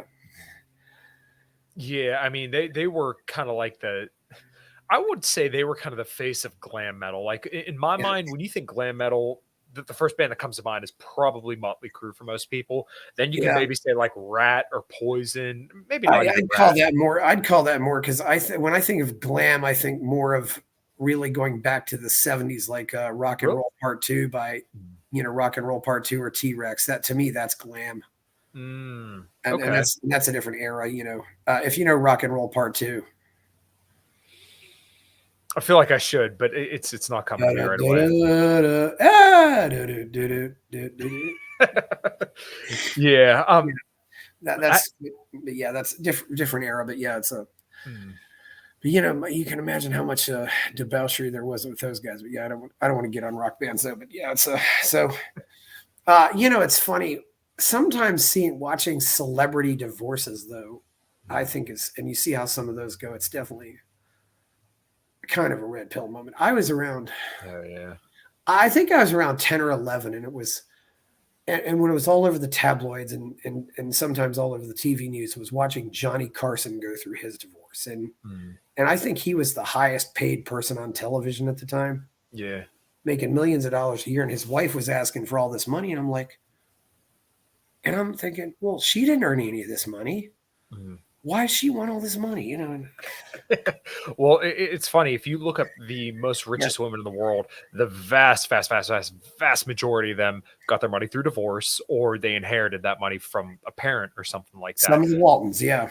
Yeah. And that's that should be noted for a lot of people. And like you said, it is a real, a very, very eye-opening moment to realize, like, oh, women can add essentially no value to a guy's life other than opening their legs, and they can maintain essentially an empire because they open their legs once for a dude or whatever, and they got married, and then, hey, guess what?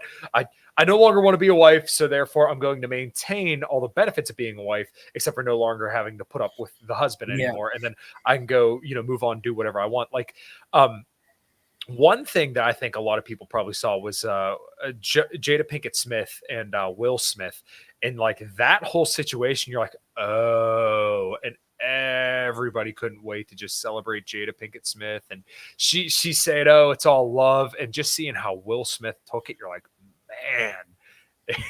If that isn't a fucking red pill, I don't know what the hell is. Because just you talking about the Oscars or no. Before that, when she cheated on him with August Alsina, I think his name was, or something like that. Like, if that doesn't display women's nature on full blast, I don't know what will. Just seeing the fact that, like, hey, Will Smith, he's one of the high, who doesn't know who Will Smith is? Everybody thinks of I Am Legend, or what the fuck was that? Bel Air, the Fresh Prince of Bel Air, DJ Jazzy Jeff and the Fresh Prince. Yeah, it's people all know that stuff. So I mean, he checked off all the boxes of what you think a high value guy would be, and then she goes around, runs around on him with a 23-year-old. But I also think he realizes there'd be some cost to this divorce, and he wanted to try to work it out. And maybe it will work out. I gotta admit, I'm a little more sympathetic to Mackenzie Bezos, just because she was there when Jeff wasn't super rich. Yeah, and you do have to ask yourself, what did she possibly bring to the table that maybe made it possible for Jeff to make that money? I mean, Howard Stern wrote in his book that his wife Allison said, encourage him to quit some sales job that he didn't like to take his first radio job for less money. And she said, go take. And so maybe he wouldn't have done that if his wife, I mean, what are those little things that Mackenzie did that made it possible for Jeff to do those big things? Right. I think that goes to the idea, and this is where a lot of like the MGTOW guys kind of go wrong, is that they think it's just about like looks and money, where if a woman sees a guy as like a good bet, then she'll gladly stay with that guy because there's obviously some redeeming factors there. So, I'm sure Howard Stern probably had a lot of those like signs that like, hey, this dude is driven and clearly his peers respect him. And a lot of other women think that he's like a high value guy. So I'm going to stick with him. It's not just the looks and money stuff. Like a lot of guys want to think it black and white. It's like some women do just want to, fuck a high, who they deem as a highly attractive guy that they have genuine desire for. And that's probably what a lot of these guys who were, who struggled for a little bit, what these women saw in them. And then obviously, after a time, they may feel a little bit more spoiled for choice a little bit later on. The husband may get a little fat and they, feel like, hey, I've already got all the spoils that I want. I want to go enjoy, I want to go live my, the hoe phase. Right. So I think that's kind of where like a lot of these women kind of their minds go when they get to that point. But one thing that guys should always know is, like I said, if you do seem like the kind of guy who can climb a dominance hierarchy, as Jordan Peterson might say, then you are deemed to be very attractive because you seem like a good bet. It's not just because, oh, well, you're Giga Chad and you have all this money. It's like, no, if you seem like you're, a good bet, then okay. When I was single and playing music out and about, of course there were tons of women that were willing to hook up with me because I had social proof. And that's probably what Howard Stern and Jeff Bezos probably had back in the days, that social proof. Yeah, Howard Stern is divorced. I'm. Yeah, the question is why would Jeff cheat? And I looked at what and said, Jeff, why would you cheat with this? I mean, if I'm out there in Seattle, I know what I'm going to do at your age. I'm gonna go to a basketball game at the University of Washington and try to pick up one of the cheerleaders. I mean, I'm not gonna go. Yeah, instead of this Lauren Sanchez, and it's kind of a question for Lauren Sanchez. Okay, Lauren, you've just been with the richest man in the world. What do you do after this? It's like. It's kind of like, it's like after the mountain climber climbs Mount Everest, what does he do? It's like, yeah. So I don't, yeah. So there's definitely a lot of cases like that. I mean, I know Paul McCartney's second marriage certainly didn't work out. And he just said, like, why did I do this? And who can blame him? It's like I said, the social proof stuff. And there is, a nature to women that want to, if they feel like that guy's hot, or for some reason their lizard brain interprets him as a better bet than the guy that they currently have, then they'll gladly cheat. But women won't do that if they're happy in the relationship. So, I think people want to look at this very, very black and white. And I'm not saying you do, because I don't think you're viewing it black and white. But like a lot of people will think, oh, well, it must be because he was treating her bad or something like that. Like, no, sometimes they just want to get off and they're going to go, find Brock the bartender. And if he seemed like a good idea at the time, then rock and roll. For guys, if we're not getting a steady stream of sex, then they're going to be like, all right, well, I'm going to leave the marriage, or I'm just going to sedate myself with porn. Yeah. I remember a lot of guys, there were some guys who would get into pickup, not because they wanted to go out and pick up chicks, but just because my wife won't have sex with me anymore. What can I do to make my wife horny again? Mm-hmm. And maybe there are things I can do, and it's kind of weird the way these things happen. Celebrities, I will say that there is a certain value of celebrities. I've heard, for example, of couples having agreements that if we ever have a chance to get with our celebrity crush, we're going to go, we're going to do that. Yeah. I mean, I don't know. I mean, even though even though we're obviously a lot older right now, I mean, if Mary Lou Retton came up, knocked on my door and said, hey, I'd probably say, okay. Yeah. Or somebody like that. Some of these other famous, and of course it often happens, that your crush doesn't quite come out to be what you expect it to be, but Yeah. I mean, it's kind of like I said earlier, you're going to have a spectrum of people that you can and can't work with. The soulmate myth should die in like a fiery pit, because I think it's a poison kind of mindset that a lot of guys develop. But, the point that you made there at the latter end is just so important, that, you're not going to find this perfect person. And even like if you met your celebrity crush, if you spend enough time with them, you're probably going to realize, oh, they're human too. One situation that kind of comes to mind is the whole Lauren Southern situation, where, she wore her wedding ring for an extended period of time to kind of show that she was still a trad girl, a trad influencer. And then, it comes out that she divorced her husband, is now essentially, withholding their kid from him in a horrible divorce proceeding. And, she was fucking Destiny of all people, a blue-haired neoliberal, like, of all fucking people. Oh, yeah. Like, what the hell is wrong with you that you'd be sleeping with that kind of guy? But I mean, she's a clout goblin. She'll gladly ride the cock carousel for anyone that she feels will give her, a little bit more social media clout or a little bit more attention. I don't know what her, I think sometimes, one thing I've noticed is sometimes famous people don't do well in relationships at all. Mm-hmm. And I've been saying to people, who's going to have more divorces and how many? Lauren Southern or Michaela Peterson?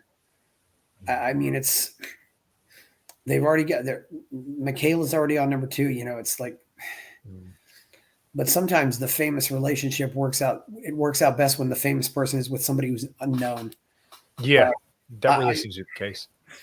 Yeah, and I don't know. There's the famous picture of Michaela Peterson with Andrew Tate that floats around. I mean, I don't know what goes through all their heads, but take a look at some of the celebrity relationships that do last. There aren't very many of them, but try to model yourself after those ones and see what works. Lauren, to her credit, Lauren is smart. Lauren is damn good looking. I mean, that you don't get that combo very often. No. Yeah. She's a lot smarter than Tomi Lauren or, Mhm. or probably Ann Coulter for that matter. But, of Mhm. course, Ann Coulter, that's unfortunate. Ann Coulter now realized she's kind of past her prime now. Now she's not getting the looks that she used to. Yeah. So she's got to bring something else to the table so they You would. put out more young blondes to replace the ones who got too old, so to speak, which isn't really fair. But Yeah. I mean, that's kind of like the whole MO. Yeah. It's really interesting to kind of look at the Michaela Peterson and Lauren Southern phenomena, because they're very, very trad, if you will. Like, they present themselves that way, but then like their personal lives are very, very different. And like I said, it goes back to the point earlier, like, you shouldn't have heroes. Your heroes will generally disappoint you, and you're going to be the only person that could save yourself. So like, if you're looking to these people for life guidance and life models, like, why not look to the person that you really value in your community, and look to the people that like matter to you most, rather than expecting some online influencer to kind of give you the 12 rules for life, if you will. And to Jordan Peterson's credit, I know a lot of people kind of shovel shit his way, and I shoveled shit his way yesterday for the subject that I know you don't want to get onto, but like, yeah, I don't want to get onto that subject. yeah, no, that's completely fine. He even says himself, like, when it comes to the 12 rules for life, these are rules that I'm aspiring to live to, which is very, very admirable, because we are all flawed beings. We have many, many things that we, want to do better in our lives. But like, the idea to have like goals to aspire to is very, very noble. And I kind of respect him, at least, for saying like, hey, it's not, these are the rules that like I am telling you. These are rules that like I tell myself as well. I think Jordan Peterson makes some really good points, although I also think he comes from a place of the fact that he got lucky. I mean, he got with Tammy like when they're 9 or 10. Yeah. And if you can get lucky like that, I think we all kind of envy you for getting lucky in that manner, but it just doesn't happen very often. And trust me, I think we all wish we could have had it that way, but we don't. And not to mention, if your relationship can survive junior high and high school, it can probably survive anything. Yeah. I mean, seriously, those are, and you might know a couple like that. I know one couple like that. They're still together. They've been together since they were 9 or 10. I think their kids are out of the house now. And, I mean, if they ever got divorced, I would be in absolute shock. Mm. And I wouldn't have ever expected to happen. I don't think they've ever been with anybody else. I think that, and I think, that probably works out better in some ways because you're not making all these comparisons. Yeah, I mean, that kind of goes to the point of like, when you look at the stats on how many partners a woman has had, as it gets higher and higher, she tends to have a higher and higher likelihood of divorce. And I don't necessarily think it's just because there's something like, a lot of people bring up the pair bonding thing, and I think there's some truth to that, but I think it's more so the idea of like FOMO, fear of missing out, or like, there was somebody that had disproportionate impact on the woman as a whole. To go back to a point that you brought up earlier, that whole alpha widow concept, where you had a guy that just really rocked your world, and he was the one who got away, and all that stuff. I think when you have a girl who had somebody like that in her life, I think she's always going to compare you to that guy. But I think that women have the dual mating strategy, I think it's called, where in the early 20s, they realize, well, they may not realize it, but like, they're very, very sexually valuable. They have a high sexual market value because they're most attractive. Like, men universally rate women all the way from ages like 15 up to 90 years old. They rate women in the age range of like 18 to 23 as their most attractive. Then after that, they tend to not be as attractive. Now, that's not saying that every single woman falls in this paradigm, right? But generally, that's what men rate it as. So women in their early 20s don't necessarily realize that, like, hey, this is my high sexual market value. They appreciate all the attention, so they're going to go with, the best guy they think they can get with. And then in their later 20s, they begin to realize, like, hey, I'm going to have to start providing other values. So it's so funny, and it's such a good point. And you'll see this universally amongst women, that as soon as they get in their late 20s, they realize they can't compete with their 23-year-old self or their sisters and friends and stuff like that. So then all of a sudden, they can't wait to put on a sundress and a sun hat and say, oh, I'm settling down.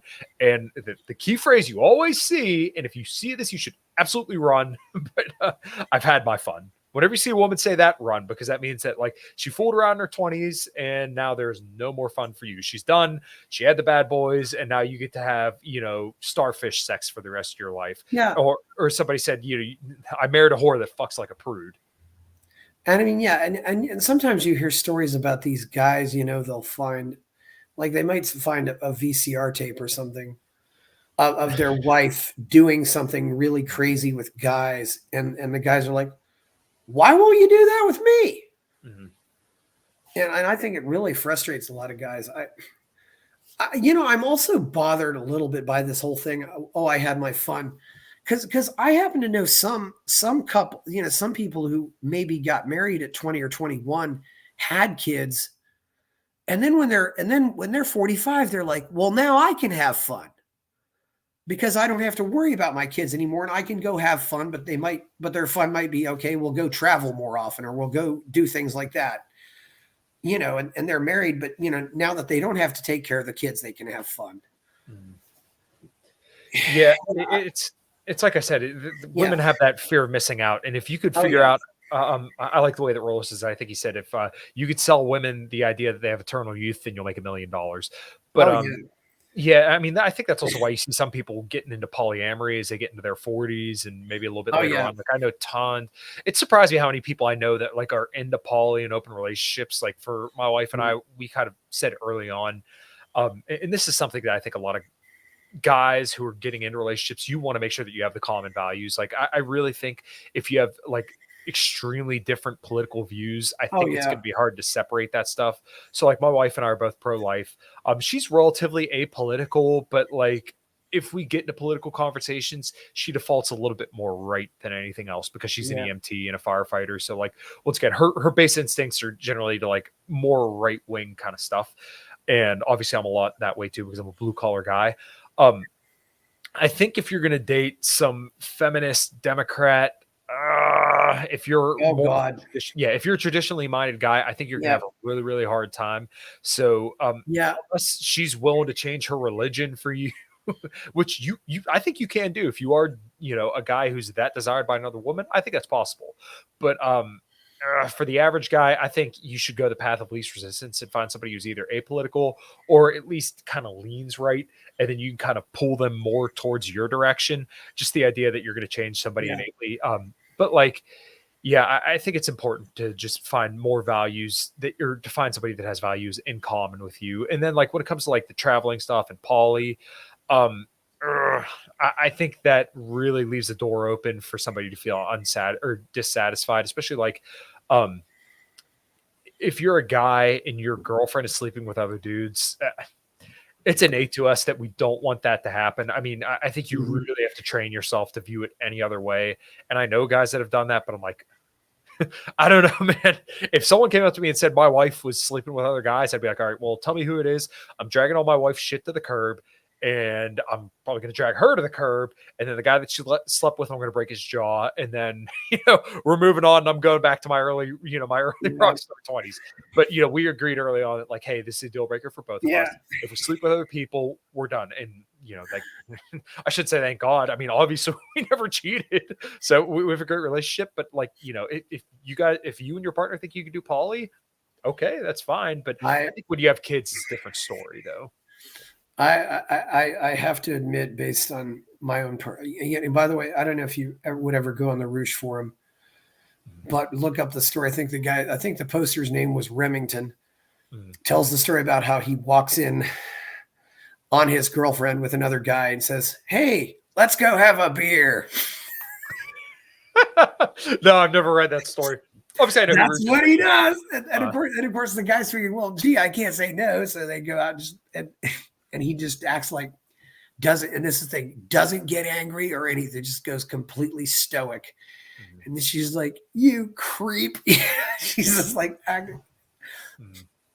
This is something Tate said years ago, and he's exactly right. He says, men give more attention in an argument than they ever give their girl. Attention is the currency. Yep. Absolutely. Exactly. Poly, I've actually known couples who Oh yes, one's monogamous and one's polyamorous, and then later they were divorced. And this is one of those many cases in a divorce where I actually think both sides are equally at fault. Mm-hmm. You never should have done it. Yeah. And that's the thing. If everybody around you is telling you don't do this, mm-hmm. then you might realize they're right. Yeah. It's yeah. It's kind of funny when you see situations like that, because I think most people would say, like, hey, if you've been monogamous this long and you think it's a good idea to open up the marriage, you could try that. But most of the time when I see people in open relationships, and maybe the thing I'm having a hard time teasing out is that, like, am I just seeing the people who it didn't work for, or are they just kind of like part of the general norm of, like, unfortunately it is a majority of a very, very slight majority of marriages end in divorce. So are they just kind of like in that majority of people who end it? I don't know. It's really tough to tease out, but like my gut feeling is, if I think polygyny, where like a man and woman go see women together, I think that situation's probably a little bit easier to work with for most people, but like most guys can't do that. Like they're not going to be able to pull the woman to do that.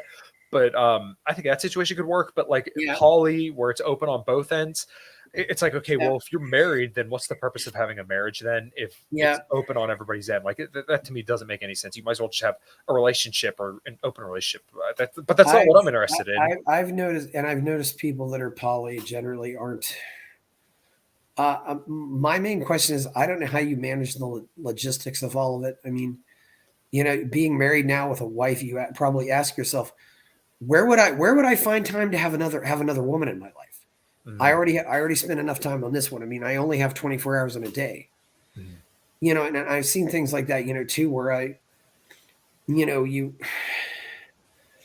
and what often happens too, is that some of these people that are into poly, they end up overcommitting, or they end up with, I'm reminded of that episode of Family Ties where Alex has two dates to the senior dance or something. Mm. It's just the logistics of all of it just doesn't work out. And I don't know. And I've gotten more and more to the point where I've just seen all these hippy dippy people, and they just, the longer I'm around them, the more I realize just how unbelievably phony they are, especially with regard to things like COVID. Mm-hmm. Although not all of them were bad on COVID, but there's such a victim culture among them. Mm-hmm. Yeah, that's interesting. I can't say I've spent a lot of time around poly people. Like I know a lot of people who do that, but like I don't know them well enough to really speak on their situation. To touch on the COVID thing real quick, and we don't have to do a deep dive on this if you don't want to, but like obviously I come from a very blue collar background, and I think people long for this renaissance, or this idea that like there's some great resistance to the powers that be. But I worked with one of the biggest, one of the highest paying donors to Trump in Pennsylvania, and he was all about the vaccine and the masks and all that stuff. And a lot of the guys that I worked with were all about, hey, you got to lock down, stay home if you're sick, and all this stuff. The idea that the right was principally against COVID from the beginning is just so silly. But they weren't. Yeah, no, they were awful on it. And like I said, I worked with one of the biggest donors to Trump in Pennsylvania, a blue collar dude at the last dealership that I was at, and he was all about masks. And it was interesting to see, because I think people just have this idea in their mind that's just completely false, and I think people want to believe in a savior a lot more than there really is. And it's like, unfortunately, if you're looking for a savior, if you thought that either side is going to be the ones to stand up, it's probably not going to happen. And you're just going to, it's triage, where you're going to have to save those who you can and leave those who you can't. I did want to comment on this, though, because I do not believe that any of this COVID stuff would have been possible if the society we live in had not been already completely and totally pussified already. Mm-hmm. I mean, if we'd had President Andrew Tate, none of this would have happened. Absolutely. And I've heard him, and that was the one community in my life where the COVID stuff was rejected. Probably 95% was the red pill men. I mean, I don't know if you pay attention to Jonathan at Modern Life Dating. Yeah. He lives in Japan. He was laughing his ass off at America. And some of these other guys, I mean, they rejected it. And I don't know if you saw that post about Rollo. He said, this was my mother, when she died. Oh yeah. He said, yeah, I'm not going to forgive you, something like you murderous fucks or something like that. The red pill. If we lived in a red pill moment, nothing would have happened. I mean, we would have just went about our business and lived our lives. Heck, I think we probably would have been fine if we'd had Reagan in the White House instead of Trump. Yeah, honestly. Which just shows you how the country has fallen down politically, and it's, and I remember the areas where it was worst. It was the worst. Yeah, there were a lot of. Yeah, the Trump crowd is nuts to me. I mean, this was, and really, the first people who actually started promoting the COVID nonsense were largely promoting it to demonize China. Molyneux was talking about it in January of 2020, but it really, if we'd not went down this road, I don't think we'd have gotten here anyway. And certainly. The preachiest people, though, the ones who really wanted to get into shaming and stuff, were women. It's just, I don't know. And unfortunately, I think what happened in a lot of these other countries, like South America, they just saw what America did and they followed America, which was to their own downfall. But yeah, absolutely. I couldn't agree more. And it's interesting because, like, red pill praxeology will allow you to kind of just view things as they are, and you're not, generally you're not putting like morality or anything into that. And I know a lot of people want to do that, but like, people are going to have their own morality no matter what. And I definitely noticed that like a lot of the red pill guys, and even like a lot of fitness people, a little bit more of like I would say turned on fitness people, were definitely privy to this. Like, I think about Mind Pump, Sal DiStefano. It's funny, I had him on my show and he was like spot on about all this stuff. You're able to kind of see what it is. What's that? Mind Pump, you said? Yeah, Mind Pump podcast. They're probably the largest fitness podcast in the world, I think. Yeah, their guys are awesome. They actually had Peter Schiff on, and I want to say they had him on like April of 2020 or something like that. So it's pretty interesting to see a Peter Schiff on a fitness podcast. But I think a lot of those guys and a lot of obviously the red pill people were kind of turned on to the moment and understood that, like, hey, this this is being completely blown out of proportion. And kind of bring back to the post-libertarian stuff as well, is that, like, I think they had a lot of the right prescriptions as well, where, like, for me, I kind of called it from the beginning. I always share the one status that I had on Facebook. It was like March 6th of 2020, and I said, I'm not scared of the coronavirus. And there were a lot of libertarians that were saying, like, oh, you need to mask up. Oh yeah. People let me guess. Were the ones that were telling you to mask up? It was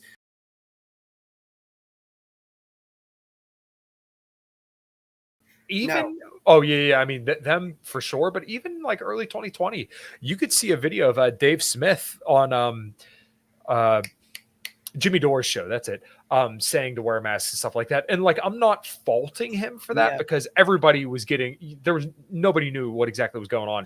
But I mean, he was even saying some of that stuff in early 2020. And I think the one area where I got COVID wrong was like when it came to the treatment, the vaccine stuff. I definitely got that wrong initially. I did say safe and effective and, it's probably fine for people. But, over time, I've kind of changed my opinion on that. And some people get a little ridiculous when it comes to the, how it affects younger people, when there's data to support that younger people may have a little bit more risk of, heart events. Yeah. If you follow my drift, some younger people have a little. Yeah, that's true. Yeah.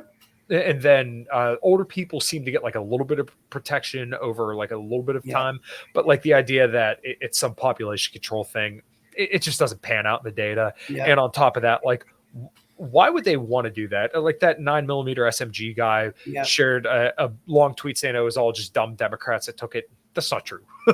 Once again, I had the most ardent Trump supporters yelling at me to go get vaccinated. And I told them, no, I'm not doing that because I don't trust it.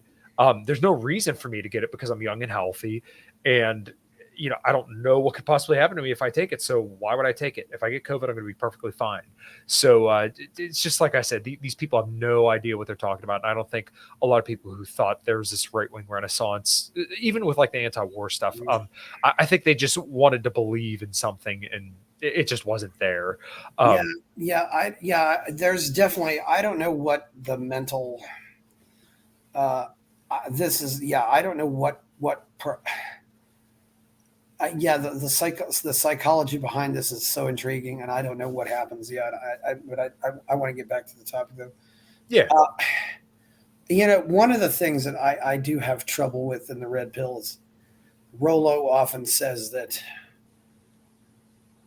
women just are, men become. I don't think women are. I think women do have free will and they have some choice in life. I don't think they're just victims of their biology. Sure.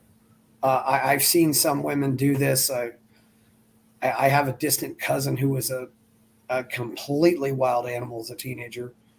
She got married, I think around 19, soon had a baby, but she's been with that guy ever since. I was kind of shocked. I don't know. Maybe it's just because they go through these changes at a younger age, but yeah, I mean, I would agree that women obviously have free will. I think people do have free will, but like women have an innate value because they're able from birth to, be attractive, give birth.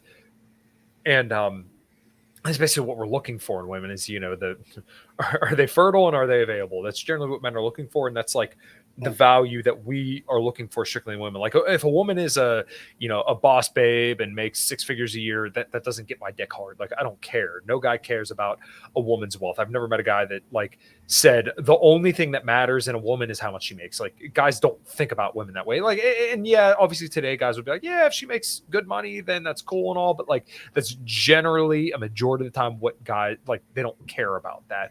What they're looking for is, once again, is she attractive and is she available? So that's kind of like the innate value that women have. Men don't have that same innate value because they have, what makes them attractive to women largely is what they've built and what they can maintain.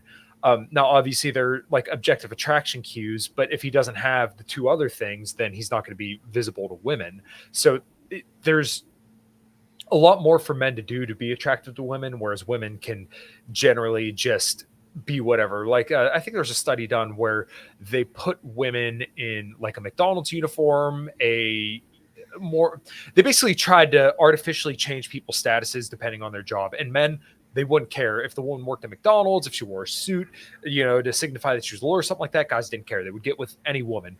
Whereas women, if they saw a guy in a McDonald's suit or like like let's say a lawyer setup, the women would only get with the guy who looks like a lawyer. So like status for women is completely different than it is for men, and the way that we interpret these things is completely different. Ryan Stone had a really good clip that I clipped, and I sent it over to him, and he was laughing about it. But he said women think of their reputation exactly the way that guys think about their balls.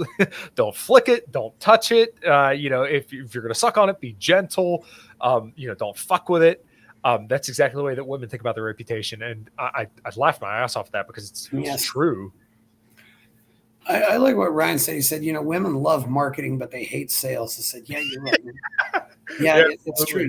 I think, I wouldn't say that certainly, I know from my own experience, certainly, the girls who were good at math were certainly attractive because they were good at math, or certainly, I certainly would give you talk about clothes. I certainly am going to up the score on any girl if she puts on a cheer uniform. Right. But it definitely, it does. Yeah. But there is a lot of truth to that though, and it's funny, sometimes I find women look really great in winter clothes. It's like, maybe it's because, you have the opposite of putting on as many clothes as possible. but there's a lot of differences, certainly. It definitely doesn't make as much of a difference though. And there's some things that I just, I will never, ever feel sorry for the women who disqualify men just because of his height. Mm-hmm. I'm just like, tough shit. I mean, yeah, I mean, guys can find that's something a guy cannot do anything about that. Yeah. You know, guys can change a lot of things, but this is the one thing the guy has no control with. And if you're going to throw him out because of that, you know, it's that's just plain silly. Yeah, it's kind of funny because my wife is actually tall for a woman. So I'm about 5'11", and my wife is 5'8". So she's comparatively to most women, she's actually pretty tall. But you know, for guys who may have height issues, then okay, you max out in other areas that make you attractive. And you know, a woman doesn't know what a 6-foot guy looks like. She knows what a taller guy looks like, but you know, it's not that big of a deal. Like a lot of guys, once again, to go back to like kind of the black pill and looks maxers, they think that it's all over if you're not 6 foot. Okay, well then date a woman who's shorter. Like these are very, very easy and simple problems to fix. Now, obviously, if there's a woman that you really like that's taller than you, then okay, well you may have to find another angle to kind of appeal to her. But at the same time, like a woman doesn't know if you're 6 foot or not, and if she's already invested invested in you, then okay, who cares? Then height isn't a factor. But you know, the look stuff is kind of like your foot in the door. So that's kind of like the one show I do with Brandy Bishop and Ryan every Thursday, not Ryan Stone, but a different Ryan. We kind of talked about this a little bit, where like, you know, Brandy's 5'2", so any guy's going to be a giant next to her. But like, she was dating coach at one point, and she mentioned that there are guys who made a ton of money, and they think that, oh, well, I should, you know, this should get me all the vagina in the world, right? Like, I have resources, so why won't they get with me? Well, that's because you're not checking off these other two boxes of, you know, affluence and looks.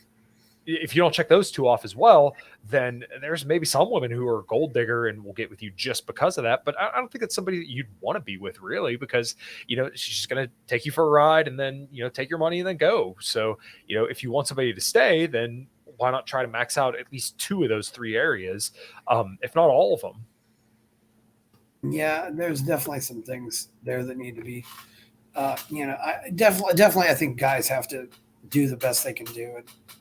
But I also think some guys have gotten to this point where they just, you know, if you don't have anybody to do it for, it's like, why bother? And I think you're especially among, I think it's getting to a very critical point with some of the 20-something men now that I think some are just literally giving up hope. You know, the Elliot Rodger types, you know, Cal Santa Barbara, you know, that guy, they're just, and in some cases, they just don't have any hope. And, you know, I think this is another thing, too, you know, where we haven't really talked that much about false accusations here, but I think false accusations are just a huge elephant in the room here. And there are the false accusations that you hear about on the news, but I think it's very much a minority of women who are doing this. Yeah. But it causes so much damage that it just ruins the whole pot. And, you know, you certainly hear stories, you know, of men doing things that are completely innocuous and the women just go nuts. You know, I talked earlier about the woman blocking me on Facebook for liking nature photos. You know, I don't know if you're familiar with who Ross Jeffries is, but he was an early guy who wrote about, you know, his own, as he called it, speed seduction. And he talks about one time he was in his office and he asked a woman, what are you doing this weekend? He wasn't asking for a date or anything, just like, and she says, oh, this guy's asking me for a date. Immediately goes to HR. It's like, and it's that just, you know, what, you know, that was, you know, you go back 50 years, work was a place where where men and women got together. Yeah. Men, you know, it comes up all the time, you know, in some discussion group. A guy says, hey, I know some woman at work, and he'll get 10 responses saying, it's at work. Don't do it at work. Don't shit where you eat. Stuff like that, you know? Yeah. And yet that's an area, and it's starting to, that kind of stuff is starting to seep into other areas. Yeah. So kind of like to the point of like false accusations, it's not the fact that like any woman will, it's that any Yeah. woman can, right? So like Yeah. this really incentivizes guys to be on their toes where like you have these fucking consent forms and shit like that out in California. Like as a Yeah. guy, what are you supposed to do? Like part of the Yeah. fun of getting to know somebody and getting intimate with somebody is, kind of the, I Well, don't say pushing the boundaries, but like understanding that the other person kind of has a desire to do that. So you're kind of breaking the fourth wall if you have to say, okay, can I take your clothes off now? yeah. Can I kiss you? Stuff like that. Like Yeah. that eliminates kind of the intuition and Well, kind of to like some of the displaying higher value, like basically a social proof kind of dynamic is the ability to know when a woman is consenting to you without having to yeah. ask. If you have to ask, then that kind of takes a little bit of that spark away. Well, one thing out there too, though, is the guy doesn't have to do much of anything. Mm. That's what I think a lot of, I can remember, one time I was at ecstatic dance and I was holding my watch, and just doing some breathing exercises, holding my watch. And afterwards, the guy comes up to me and says, "Hey, what are you doing with that watch?" And I'm like, "I'm just doing breathing exercises." Like, I said, "You're not recording anything or anything, are you?" I said, "No." And I'm just like,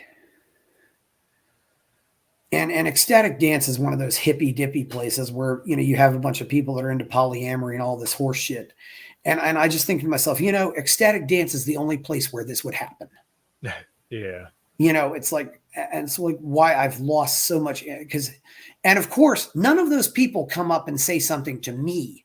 They Mhm. never talk to me directly. They always like, it's always like, well, I got to go talk to, who's ever running the thing. And then he'll go talk to him. It's like, so you get him involved, and, now you're worried about, oh, am I going to do, what do I have? I can't come here and just, have fun, or I have to worry about, where the guy has to worry about maybe getting thrown out of something, thrown out of a social circle, or thrown out of, and I think sometimes when things like that happen, the guys just give up and don't come back. And, you're almost forcing people into the cesspool of online, which doesn't work. It's, Mm. and, Yeah. yeah. And I think really, it's getting to a point now, where even some of the best guys in the pickup community will say 10% of my approaches blow out. Mm. And, but that's not the woman who, if you approach a woman and she says, "Hell no, I don't want to date with you. I don't want to go without you. You're ugly." You Mm. don't have to worry about that woman. Yeah. She once she said that, she'll walk away, never think about you again. It's the woman who, it's like the same woman though, who just kind of quietly, like the woman in the restaurant who says the meal's fine, but then walks out and tells her friends it's not fine.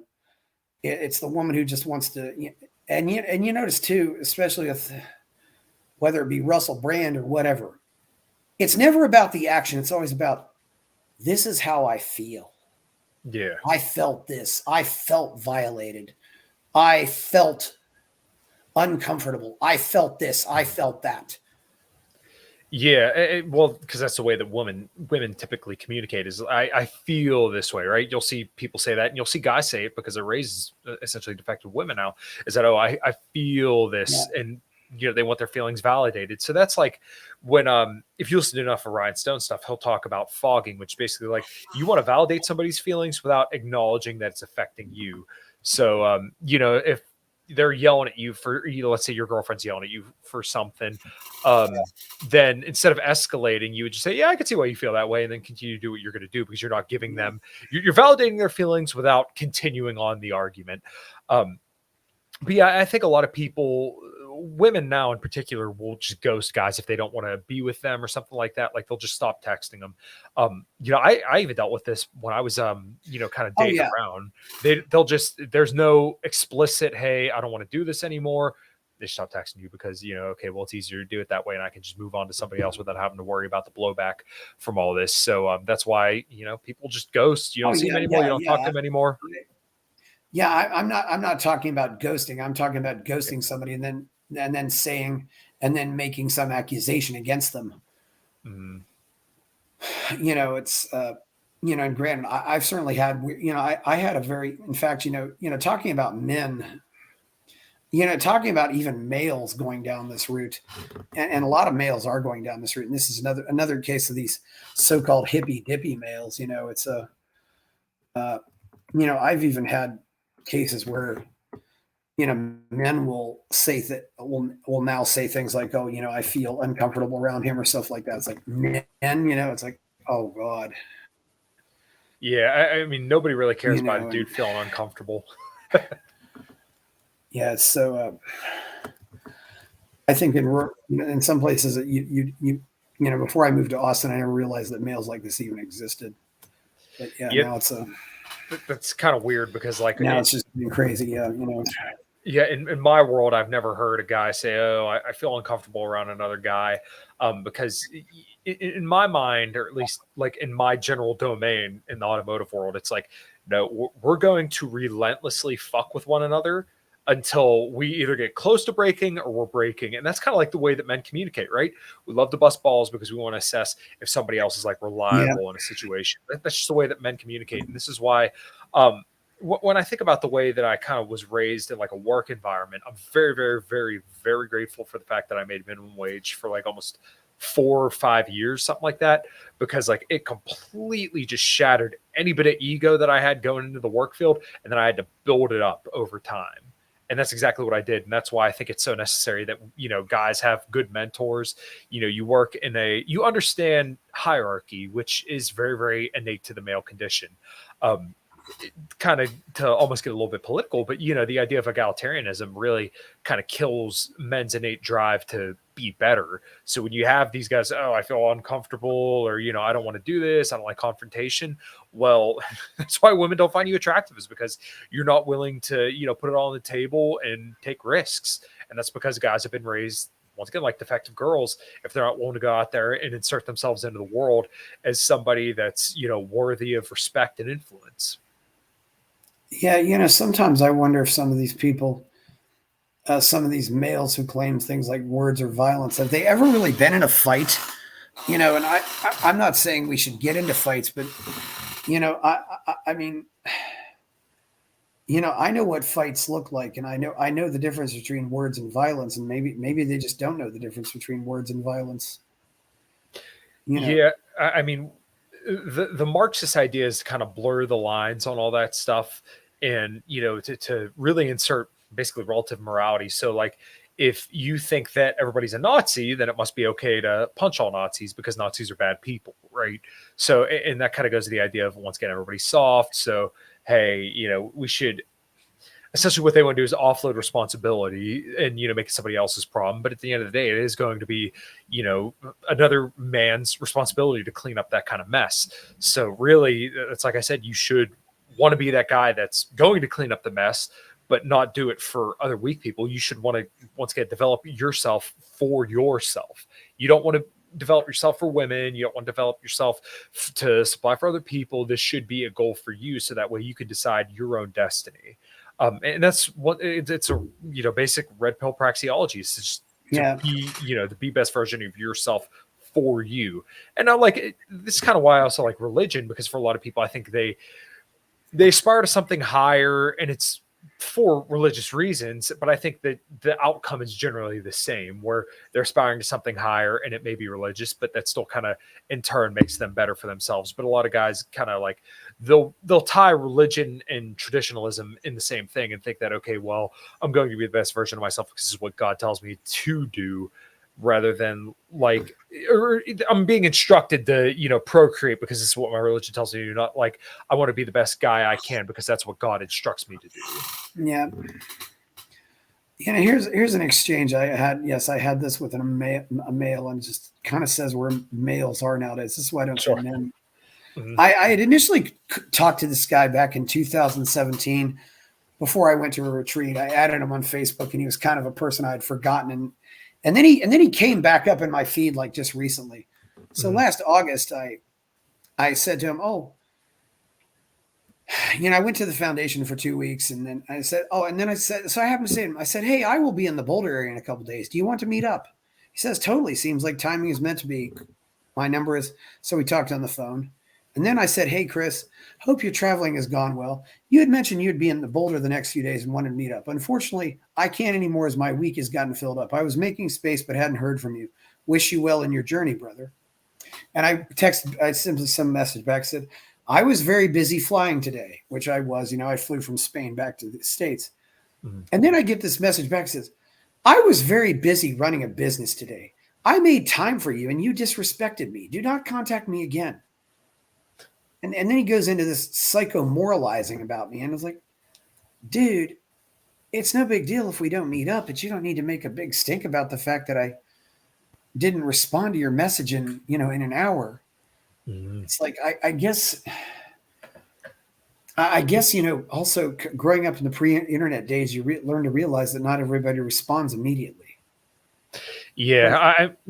But these people who, there's so many people that want to act like that they want to create a victim story out of anything. Mm-hmm. And the thing is, when they create that victim story, when somebody goes into victim space, suddenly anything to get back at my perpetrator is therefore justified.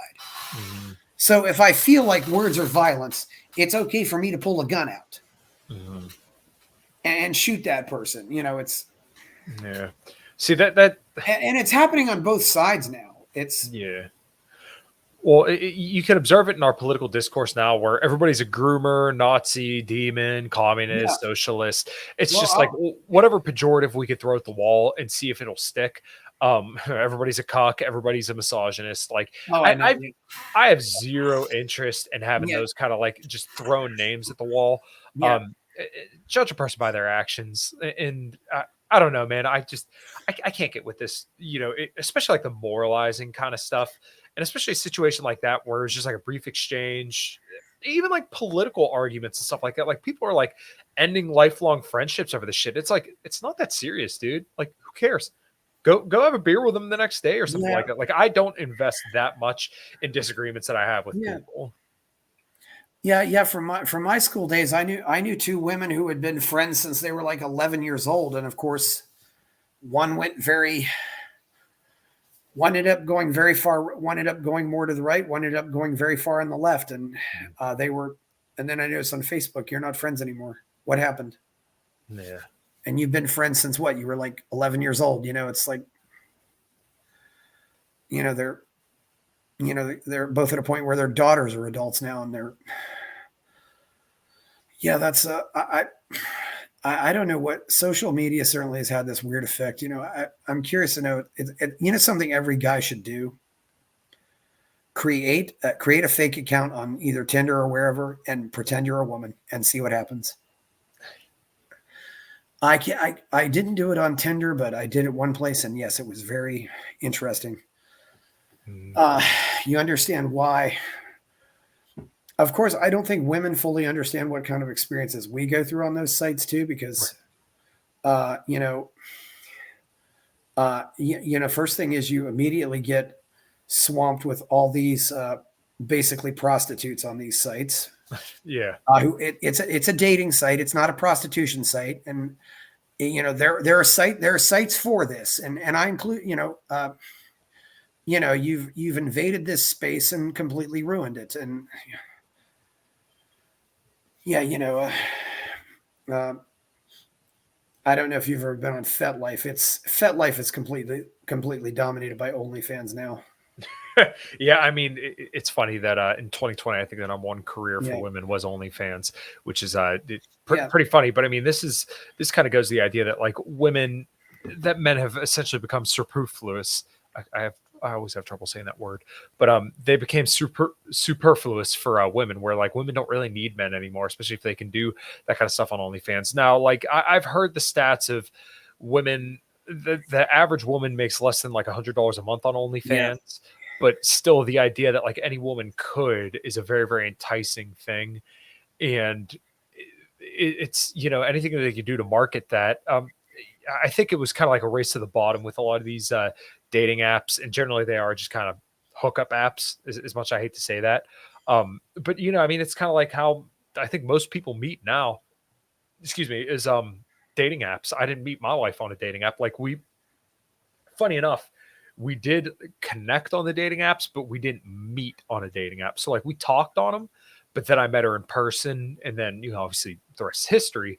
But like, I think it's better to meet somebody in person first, because you're kind of cutting through all the bullshit. You're cutting through the buffers, and you're gauging if this person is actually like genuinely attracted to you right off the bat, because everybody knows that women catfish online. I always tell people, like, look at their fingers. If their fingers are fat as a woman, that means they're probably fat. It's not like 100% of the time, but I found that works generally well.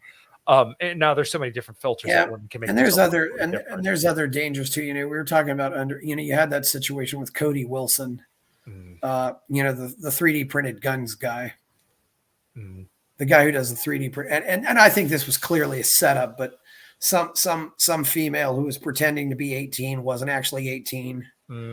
But he ends up meeting with her anyway, and whatever. And I definitely think because of what he was doing, they sought him out. That was one way to screw him over.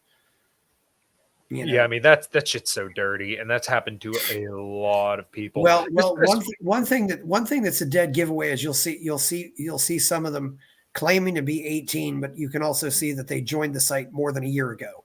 Yeah. So that's a giveaway right there. Right. And because some of these sites have no age verification, they have absolutely. And I'm sorry, checking a box. Yes, I certify that I am over 18 years of age. That's absolutely positively worthless. Mm-hmm. And you should beware. Yeah. To a point earlier, I'm pretty sure all guys that want to watch porn when they were like 15 years old checked that box that said, yes, I'm over 18 years old. Like there isn't a single dude in the world who said, oh, well, got me. But yeah, I think it was sometimes, there wasn't as much of it when we saw it in a magazine. Yeah, we didn't see porn online. Of course, we do want to acknowledge the porn industry, though, for pioneering VCRs, for pioneering online video streaming, for pioneering online payment systems, and for pioneering lots of this stuff. Mm-hmm. Well, that's why people joke that we haven't been back to the moon, is because we can't find a way to. If they had pussy on the moon, we would be finding a way to have Amazon Express flights up there. Oh yeah. And it's funny, speaking of, another thing, sometimes underage women show up. I know a woman who actually used to work for Joe Francis, and he got in trouble because some of those girls were underage. Joe Francis ran Girls Gone Wild. Oh. Yeah, she said she did not have anything positive to say about him either. I don't know why she was working for him, but I think she just needed a job. But Yeah.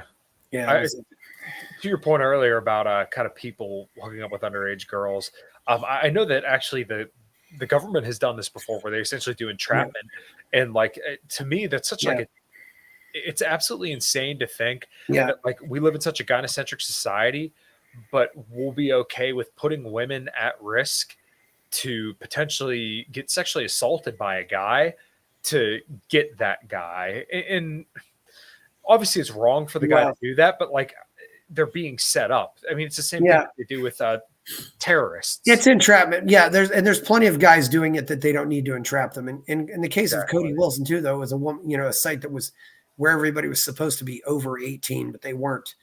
And I don't know how old he was, but it's no different really from there's a lot of dangers. And the other thing too is you just shouldn't go do that stuff immediately. I think you're nuts. I mean, just meet up with somebody and talk.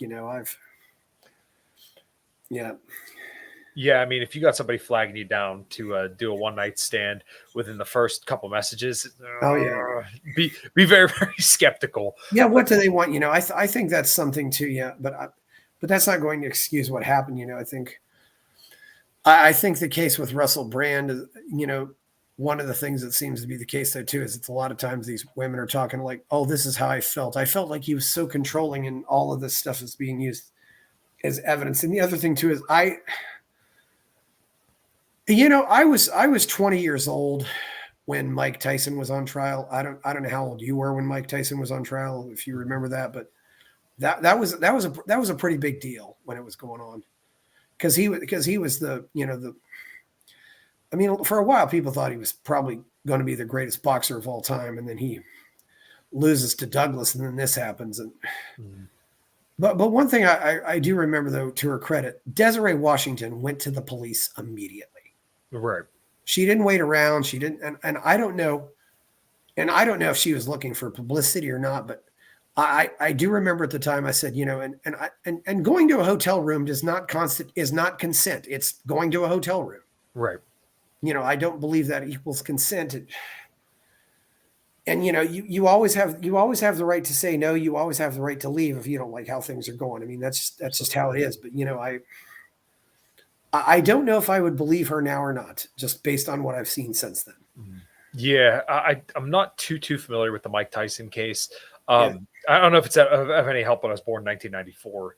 So Okay, yeah. Okay, I wasn't sure how old you were. Yeah, you didn't see the 70s, you didn't see the 80s. Yeah, lots of stuff. Yeah.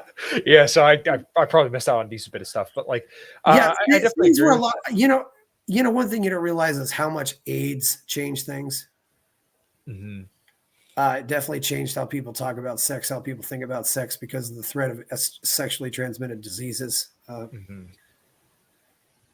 Yeah, that's I couldn't imagine. And I know people talk about, Fauci in regards to that, but like, that's obviously we're like 40 years out now removed from that. So I have to imagine that obviously it's like kind of baked into our cultural lingo now, kind of like how COVID sort of is baked into our cultural lingo now. That's the only thing I can really think of. Or even like, the TSA and stuff like that, where it's just like, well, if I'm going to go on a flight. Oh God. Yeah.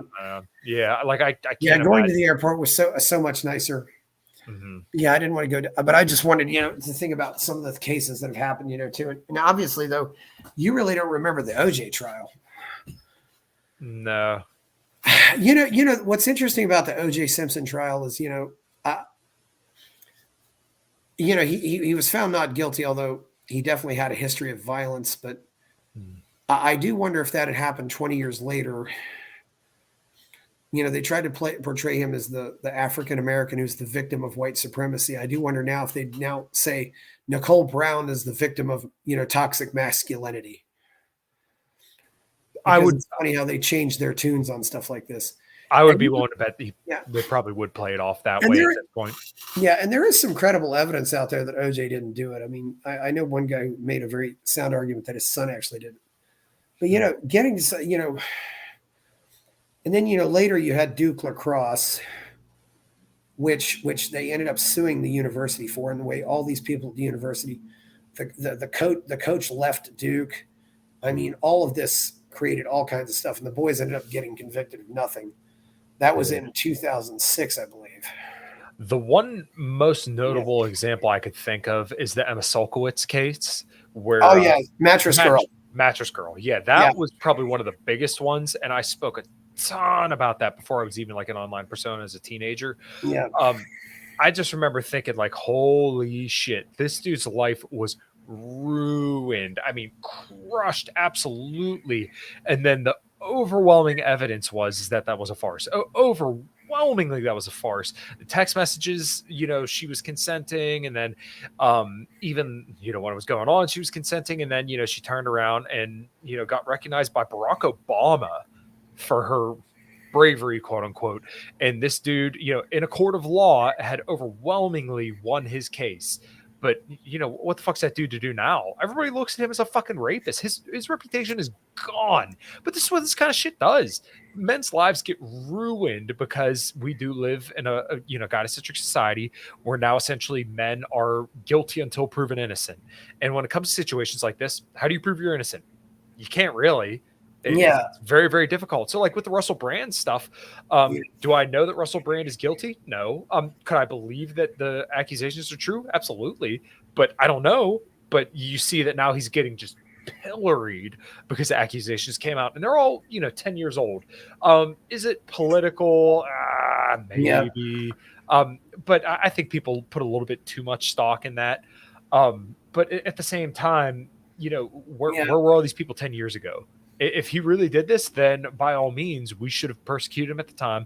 You should have went immediately to the police or somebody that you trust and got it taken care of. I'd be fine with breaking the dude's jaw if he, was unlawfully having sex with women or raping people. I'd be perfectly fine with that if, they fucked him up and threw him in prison for that. But like, you don't get to do that 10 years later. You should have did it at the time. And not to say that it makes it right, but coming at him 10 years later, you got nothing. Yeah, and then of course there's the whole more recent the Trevor Bauer case where the woman, I think, where there was investigations, but there ended up being cases where there was no rape at all, but he lost his baseball career and all this other stuff. And well, she came out and said that she wanted to take him for like millions of dollars, and she was scheming with another woman to say like, "Hey, I'll give you this much money if I get with him," and stuff like that. Like, that shit is fucking disgusting. But I mean, it goes back to the point that we live in a gynocentric society where women are allowed to do this and nobody will bat an eye. And like, that dude's his reputation is gone. He had 2 years of his career taken out from underneath him, and nobody cares. And you go out of a sport for a year. You don't come back the same after that. No, fuck no. I mean, you can miss a month and come back, or 2 months, but if you're out for a year, you're never quite the same.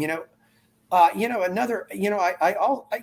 graduated high school with a guy who, lawyer. In fact, I think he was a public defender for a while and the prosecutor for a while. And he told me we would rather have women.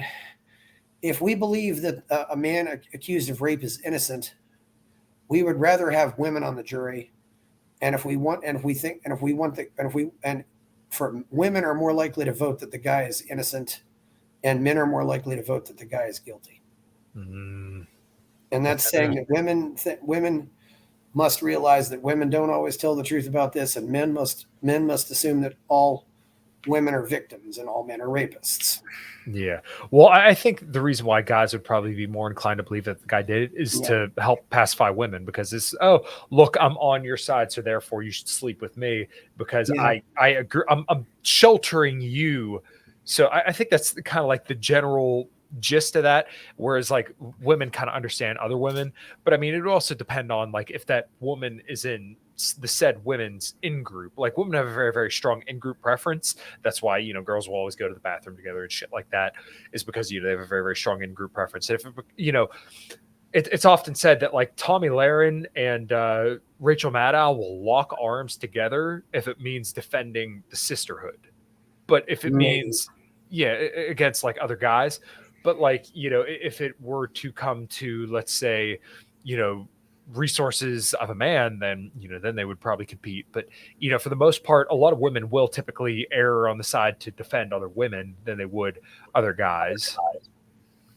Yeah, that's not. And one thing, since I know some people are closer to this, and I do not want to use names on this one because they were all minors at the time. Yeah, but I know some people who are very close to what happened in Steubenville, Ohio, and I knew about that. I still pay attention to the high school football in my area, and I would sometimes go on boards. And we saw that come out, and it was local news for a while before it became everywhere. First it was in the valley, then it was around, then it spread out to maybe Pittsburgh, Cleveland, then it became a nationwide phenomenon. But this was a case of just kids getting drunk and being stupid high school kids. And I don't, and the really interesting thing about this though too was you got to realize the alleged victim. I will say she was not a student at Steubenville. She was a student at Weird Madonna High School, which is across the river in Weirton, West Virginia from Steubenville. And all the boys, and that one picture got out where one boy was out, and there was one boy and then another boy, and one was white and one was African American. And I remember specifically though the media never said a word about race during the whole thing. If they ever talked about race and the fact that this disadvantaged African American boy was on trial, they never said a word about it. It was like, he's just the big bad rapist, and he's a male, and this is toxic masculinity and all this stuff. Mm-hmm. And I don't know if race was a factor, but it was funny too that he was the only one who was African American who actually, and there was and another boy got in trouble, also got in more trouble because he actually did send photos. Mm-hmm. And that's one thing we do know, that photos of this girl were sent without consent. I certainly believe that is something that should be something that did violate. We do know that violated her rights. Yeah. Yeah. Although I don't know, that's something I think sending photos and stuff like that should probably be more a civil case than a criminal case. Yeah. I would say the same thing for revenge porn. You should certainly have the suing, yes, but not. And in some cases, you don't have as much burden of proof when you sue somebody either. Right. So yes, but it was very interesting how that all worked out. And incidentally enough, the African American boy I know is finally off of the sex offender registry and stuff like that. So I think his life sounds like his life is pretty much back to normal. Mm-hmm. And that revealed a lot. I'll tell you what, when you see how the national news media covers something that's in your local area, it's really very telling.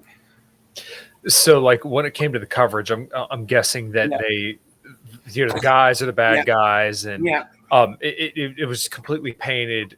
It was a lot more sensational than probably it actually was. I'm guessing. Well, here's the other thing too, is with these cases, especially cases like rape, there is so much confirmation bias. Yeah. I mean, I remember on the board, on the message board I'd go to, most of the people in Steubenville says, "Oh, those boys aren't guilty," but then the high school just to the west side of Steubenville was all convinced, "Oh, they're definitely guilty," because they hate Steubenville. Huh. I mean that kind of high school rivalry crap. It's like you want to believe something bad about, it's just the same way me being from West Virginia. I'm naturally going to want to see Penn State football get a black eye, just because of Penn State football. But I really, I also, you got to believe that there's a fair trial here too. The confirmation bias is just so crazy, and of course the national media never. I think they always referred to him as a Steubenville football coach. They didn't say his name, which is Reno Sockach, which is spelled Saccocccia, I believe. Mm-hmm. They didn't even bother to get on the phone and find out, how do we pronounce this guy's name?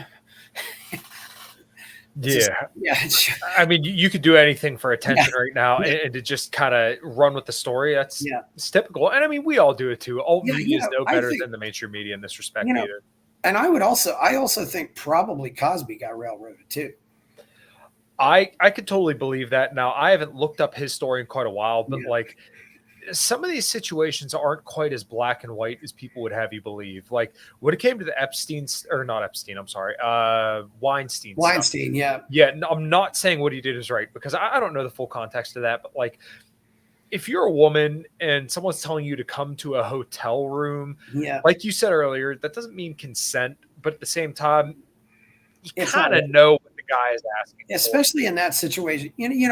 I think the thing about Weinstein, you got to realize that it's unfortunate. This is a business and a profession where every woman that has a job, there are 20 women who want that job. The supply and demand in the business of acting is so out of whack, that unfortunately you're going to have. I don't know how you can, get rid of these abuses of like that. You don't see. I mean, you don't see it. There's a nursing shortage. You don't hear about this happening with nurses because they're so desperate to get nurses. Mm-hmm. I mean, a nurse knows that if she quits a job at one hospital, she can go to another hospital and get a job. It's not that way in acting. Mm-hmm. That's sad, but it's true. And I don't really know how you fix a problem like that, unless you get to a point where there's just nobody wanting to be an actor anymore. And I don't think that's going to happen.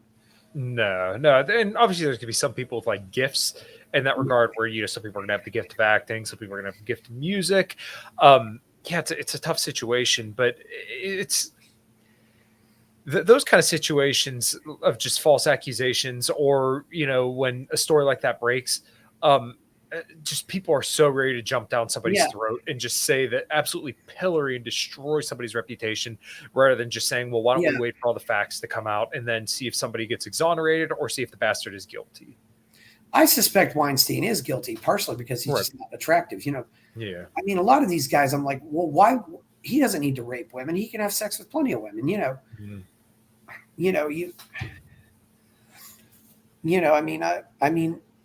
But I think some of the cases, the women just have buyer's remorse, or, whatever.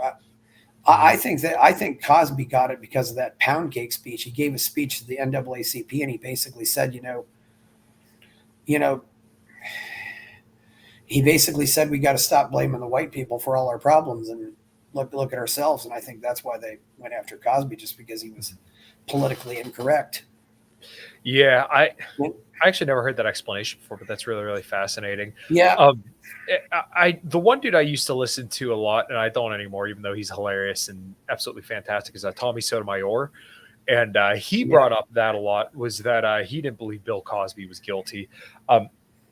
And like I said, I don't know, but I think there's definitely something to that. And it's kind of funny how even someone that's kind of clued into this stuff like me, I haven't heard anybody talk about it, but that's because, we kind of shut it out and move on to the next case. So, who knows, maybe all this Russell Brand stuff will be kind of the next nail in the coffin on this. And these are some things also that you wouldn't have considered criminal when they happen, but now you consider them criminal. It's kind of that's becoming a problem, unfortunately. I think back in the 70s, there were probably a lot of cases of drunk sex happening, Yeah. They call it a roll and scream. The woman gets up, rolls over in bed, and then screams, "Oh my God!" Yeah.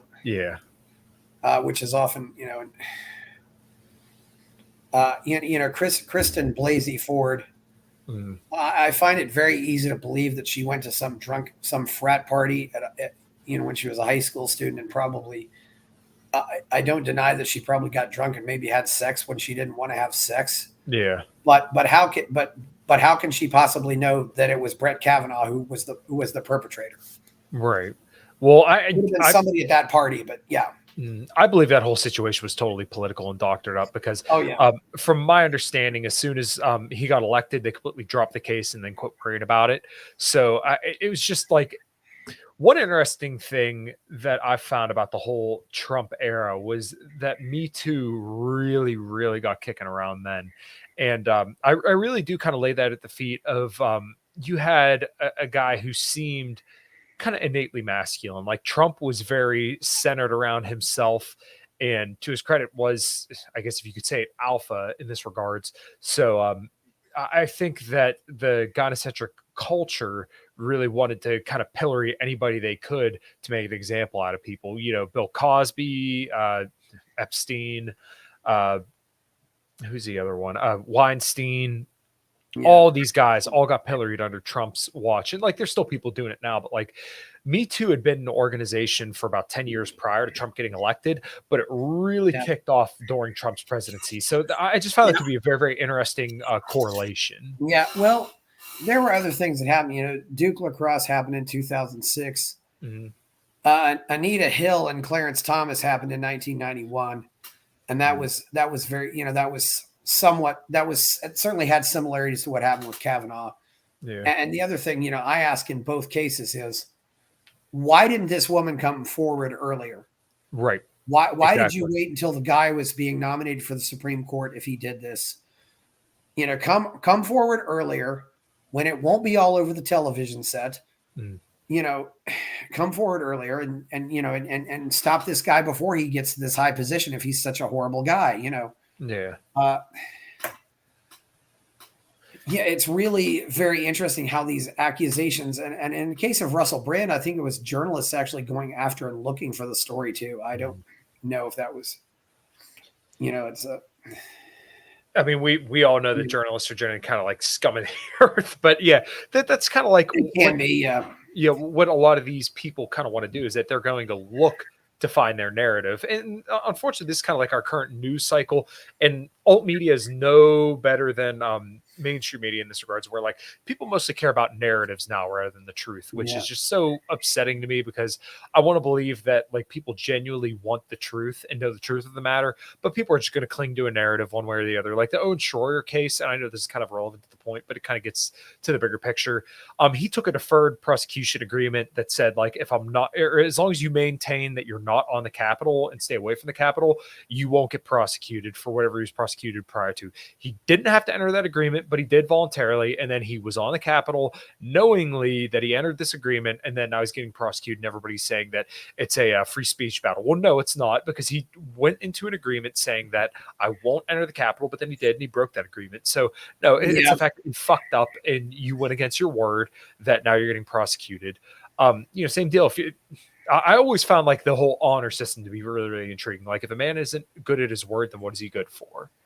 Yeah, that's a definite, the whole thing about violating your agreements. That's definitely something here that's come up a lot. I think that's the whole problem with a lot of these false accusations. I think they just hit at the fabric of society, because civilization has to be high trust. Mm-hmm. Absolutely. If you destroy that, and I don't think people see that big picture. I've heard some countries, that if you leave your laptop in a taxi cab, the taxi driver will come looking for you. Mm-hmm. That's the kind of world I want to live in, and that's a high trust world, right? I just rented a Turo, and it's like an Airbnb for cars, and I remember I found a pair of glasses in the back seat, and I just let the owner know, said, hey, I found these pair of glasses back here. I left them in the car and just returned the car, and then I said, I hope you find whoever owns those glasses, and I don't think he cared. Yeah, that's that really bothers me. This is and it's not like anybody else can use the glasses, because they're probably prescription, they're customized for whoever they're made for. So yeah, find out who left the glasses there and try to get them back to him. Yeah, I mean, it's simple stuff like that I think really goes a long way. But I agree, when it comes to like a high trust society, that's very, very, very, very important, because once again, if you don't have that, then what do you really have? And I think that's kind of what we've seen over the last, however many decades you kind of want to lay this at. I mean, you have, the birth control pill back in the 60s, and then, going off the gold standard, and then more hyper-palatable foods available. Like there's so many things that are baked into this cake that kind of get us in this disaster that we have today. And now, nobody knows their neighbors. We're so isolated from one another. We don't live in the ideal world anymore, but a lot of people want to still operate as if we do, but unfortunately it's just not the case anymore. You got to be a little bit guarded, but I think the way that we kind of get it back there is you lead by example, you do the best that you can in your own personal life, and then hopefully that kind of gets us going back towards somewhere we want to be. But how you get it turned around in a timely manner, hell if I know. Like I said, just do the best for you. I think another change too is just kids are raised in such more of a padded, protected world.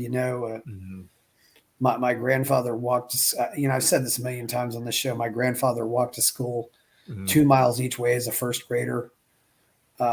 You're nowadays, you got to keep kids safe and put them in these safety bubbles. And they don't, kids used to play a lot more disorganized sports. They just go play sports on their own or whatever. Now they don't anymore.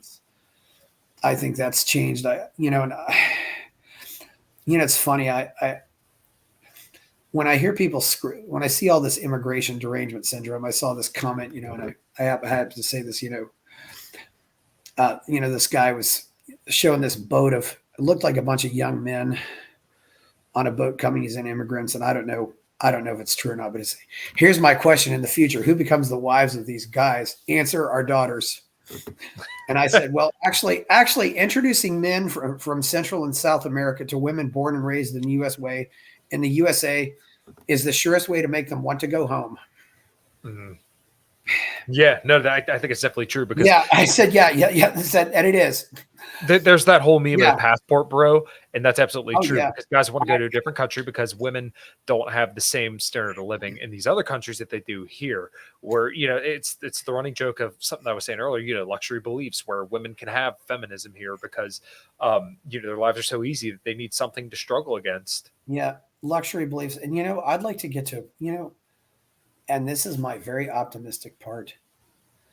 I think it's possible that we get to a point where where men and women get married, say 2025, they have their kids, mom stays at home, and then maybe around the age of 50, mom goes out and has her career. And then since we're all living to maybe 120 or 150 years old and having easy, fulfilling lives, that the woman can still go out and have a career. Maybe it's not as long as the guy's career, but she can go out and work once the kids are out of the house, which is what a lot of women do. They don't have as much to do. They can still go out and do things. Yeah. And maybe the woman can work from the age of 50 till she's 100. And I don't know, maybe the last 50 years of her lives will be retirement. I don't know, but I think that's a very possible vision, and I think it's a great vision. I do think also working women has probably led more to this cases where kids aren't, we don't have the free range kids anymore. I think it was easier to have the free range kids when we had moms at home. Yeah. And don't get me started, also on child protective services, because I think that's a huge problem of all these parents, getting into or, wanting to not letting you parent your kids. Mm-hmm. Which is another thing that I still think exists probably in Mexico and in South America. I know a guy who moved to Mexico, and he's actually somewhat of a consultant on people who want to leave and go live abroad. And he said, in Mexico, the woman gets nothing in a divorce. Right. I don't know exactly how I would structure divorce, but I would probably structure it so that whoever initiates the divorce gets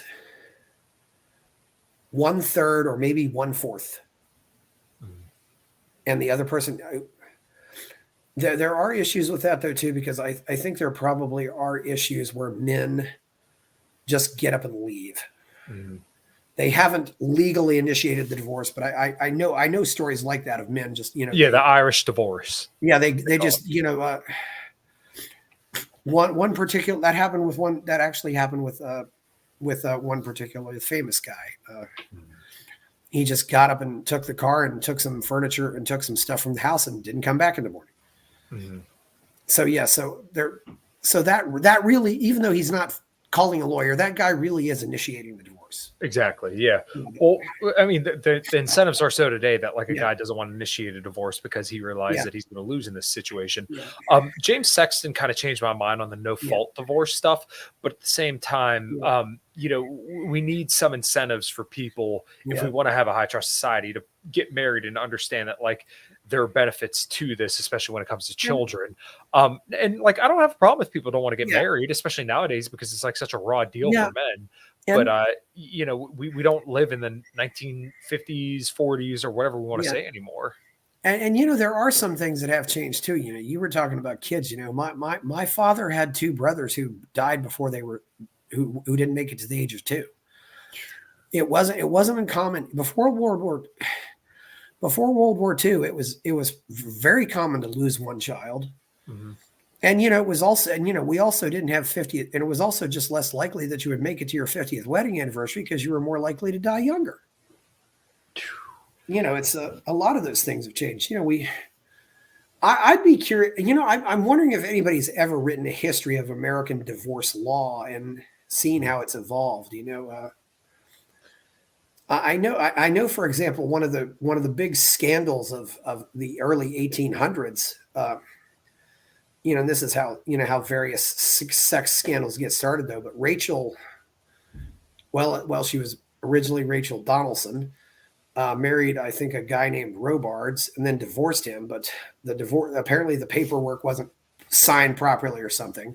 Mm-hmm. So then Rachel goes and marries Andrew Jackson.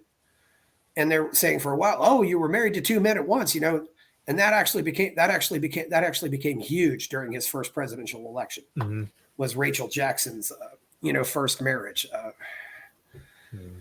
They were saying all kinds of nasty things about her. So much that Andrew Jackson actually believes that it killed her. She actually died before he took the oath. So he was one of our few widowed presidents. But yes, yeah, we've had a few of them. And that's something else we didn't talk about either. And I guess because I'm older, I've seen it. I've seen how women take death, and I've seen how men take death. The women, maybe it's because the women know how to cry, and they cry a lot, and they go through all that mourning. But it seems like after about 6 months, they're back in the game. Yeah, I mean, the war brides dynamic, I think, explains that well or sufficiently. Where like women had no other choice but to move on, especially like if the original provider had died or they'd been captured, then it serves their best interests to, hey, I'm over this and now I'm moving on. So I mean, you even see this in dating where women move on pretty quick and men, typically don't. I remember seeing a meme when I was a kid of it said like women when they get out of a relationship and then like men, and it basically has like the pictures reversed for one another. It was really, really interesting where like women, typically celebrate and then over time they get lonely, and then guys kind of like, don't celebrate and then, get or lonely and kind of stay lonely. So it's really, really interesting. But like I I know Stefan Molyneux had always talked about this. I think it's generally like a good rule. You should probably want to spend about half the time of the relationship out of a relationship before you get into another one. But I mean, that's still going to be individual no matter what. But women are typically going to recover a little bit quicker because it's in their, evolutionary best interest. So if you've been married for 20 years, you should be single for 10 years. Is that what he's saying? That's kind of what he's saying. But like I said, in my opinion, nuts. Yeah, I would think that's nuts as well. But I think like sometimes it's a decent rule of thumb if it's a shorter relationship. But I mean, it's going to be dependent upon each individual. For me, I mean, I memory serves me right. Then, yeah, I did spend a decent bit of time out of relationships after I got out of my long-term relationships. But I mean, before my wife, the longest relationship I had was 16 months, and now I've been with my wife for a little over 5 years. In fact, we had our 5-year anniversary relationship-wise last month, and then we're gonna hit 1 year married next month. That should be interesting. Yeah, that's yeah. I don't know if the men get more emotionally dependent or they just build their worlds around their wives. It's really hard to say, But I remember in Ross Jeffrey's discussion group, there was one guy in there who was actually pretty knowledgeable, but he said, I married my sweetheart, when we got together when we were like 9 or 10, and then his wife died of cancer. He had 4 kids, and that was why he got into that stuff, because he'd never really been out in the game and he needed to figure out a way to get out in the game. And I don't know. It actually seems like, whereas single moms kind of have a disadvantage, single dads, a lot of women kind of consider that a bonus, Right. Well, because one thing that kind of comes to mind quick when it comes to single dads would be like they don't have to bear a child because the man already has the child. Yeah, and they've already got social proof. Right. Yeah, it's social proof, and not only that, like she, it's not like a disadvantage for her to take care of someone else's child. Whereas, like for men, our innate drive is to pass on our genes. So, like us taking care of another man's child, that's why one of my biggest Twitter spats that I ever had was when I said stepdads are cocks, essentially. Asarchist had said something about stepdads being heroes, and I said it was an L, and then everybody fucking pilloried me for it. But really, I mean, if you look at step-parent situations, the children are so like exponentially more likely to be abused by step-parents than they are by natural. I mean, it is stark the difference. So like just this idea that we should be encouraging step parents and stuff like that. And like, look, as a kid of divorce, who I have a stepmother and a stepfather, I love them both dearly, but like this is not a situation that we should encourage because the likelihood of abuse is just through the freaking roof. And it's for evolutionary reasons. It's because men do not want to raise other men's kids. You can condition guys into doing it, but it's not their natural state. I think, and some cases also, I suppose you might have, what happens, let's say that widower with 4 kids, he meets a woman who's not able to have kids, that might be, you know, she might say, hey, well, I can't have kids, but I can, you know, I can get 4 kids here, you know, and it's kind of funny for me, you know, because I'm actually seeing now some women my age who I thought were kind of cute or whatever. And I've known actually a few of them who actually have been widowed. And I'm kind of like, oh, she's available. But, you know, I'd probably approach that with the, and I do think it's very different in a widowed situation, which isn't as common because one thing I've noticed about a lot of divorced moms and that makes them kind of unattractive is they still have to deal with the ex. Right. At least in a widowed situation, the guy is completely and totally out of the picture. Right. Well, and to my understanding, when you look at the data of how children turn out, widowed kids or kids of widows actually tend to do just fine. But specifically parents of single parents, if they live far away from each other and let's say it was like a nasty divorce, then those kids are exponentially more likely to just do worse in pretty much every single dimension. I suspect the incident of steps probably isn't as bad as the incidence of, say, boyfriends or girlfriends. Yeah. I'm But, you know, you also end up in this, you know, I've often said, you know, if that ever happens to me, I'll say, well, I'll just go to the kids and say, you know, kids, when Thomas Jefferson arrived at the French court to take Benjamin Franklin's job, they said, are you the guy here to replace Franklin? And Thomas Jefferson said, I'm his successor. Nobody can replace him. You know? That's how I would approach that situation if I was, you know, if I married a woman who had kids. I said, I'm his successor. Nobody can replace him because I don't think you can replace that bond, but you can try to be there for the kids, and you know, I mean, I know personally people who are absolutely fantastic. I'm not downplaying that at all, but at the same time, we just have to acknowledge that like single motherhood is a great driver of predation because women aren't able to protect themselves the same way that men can.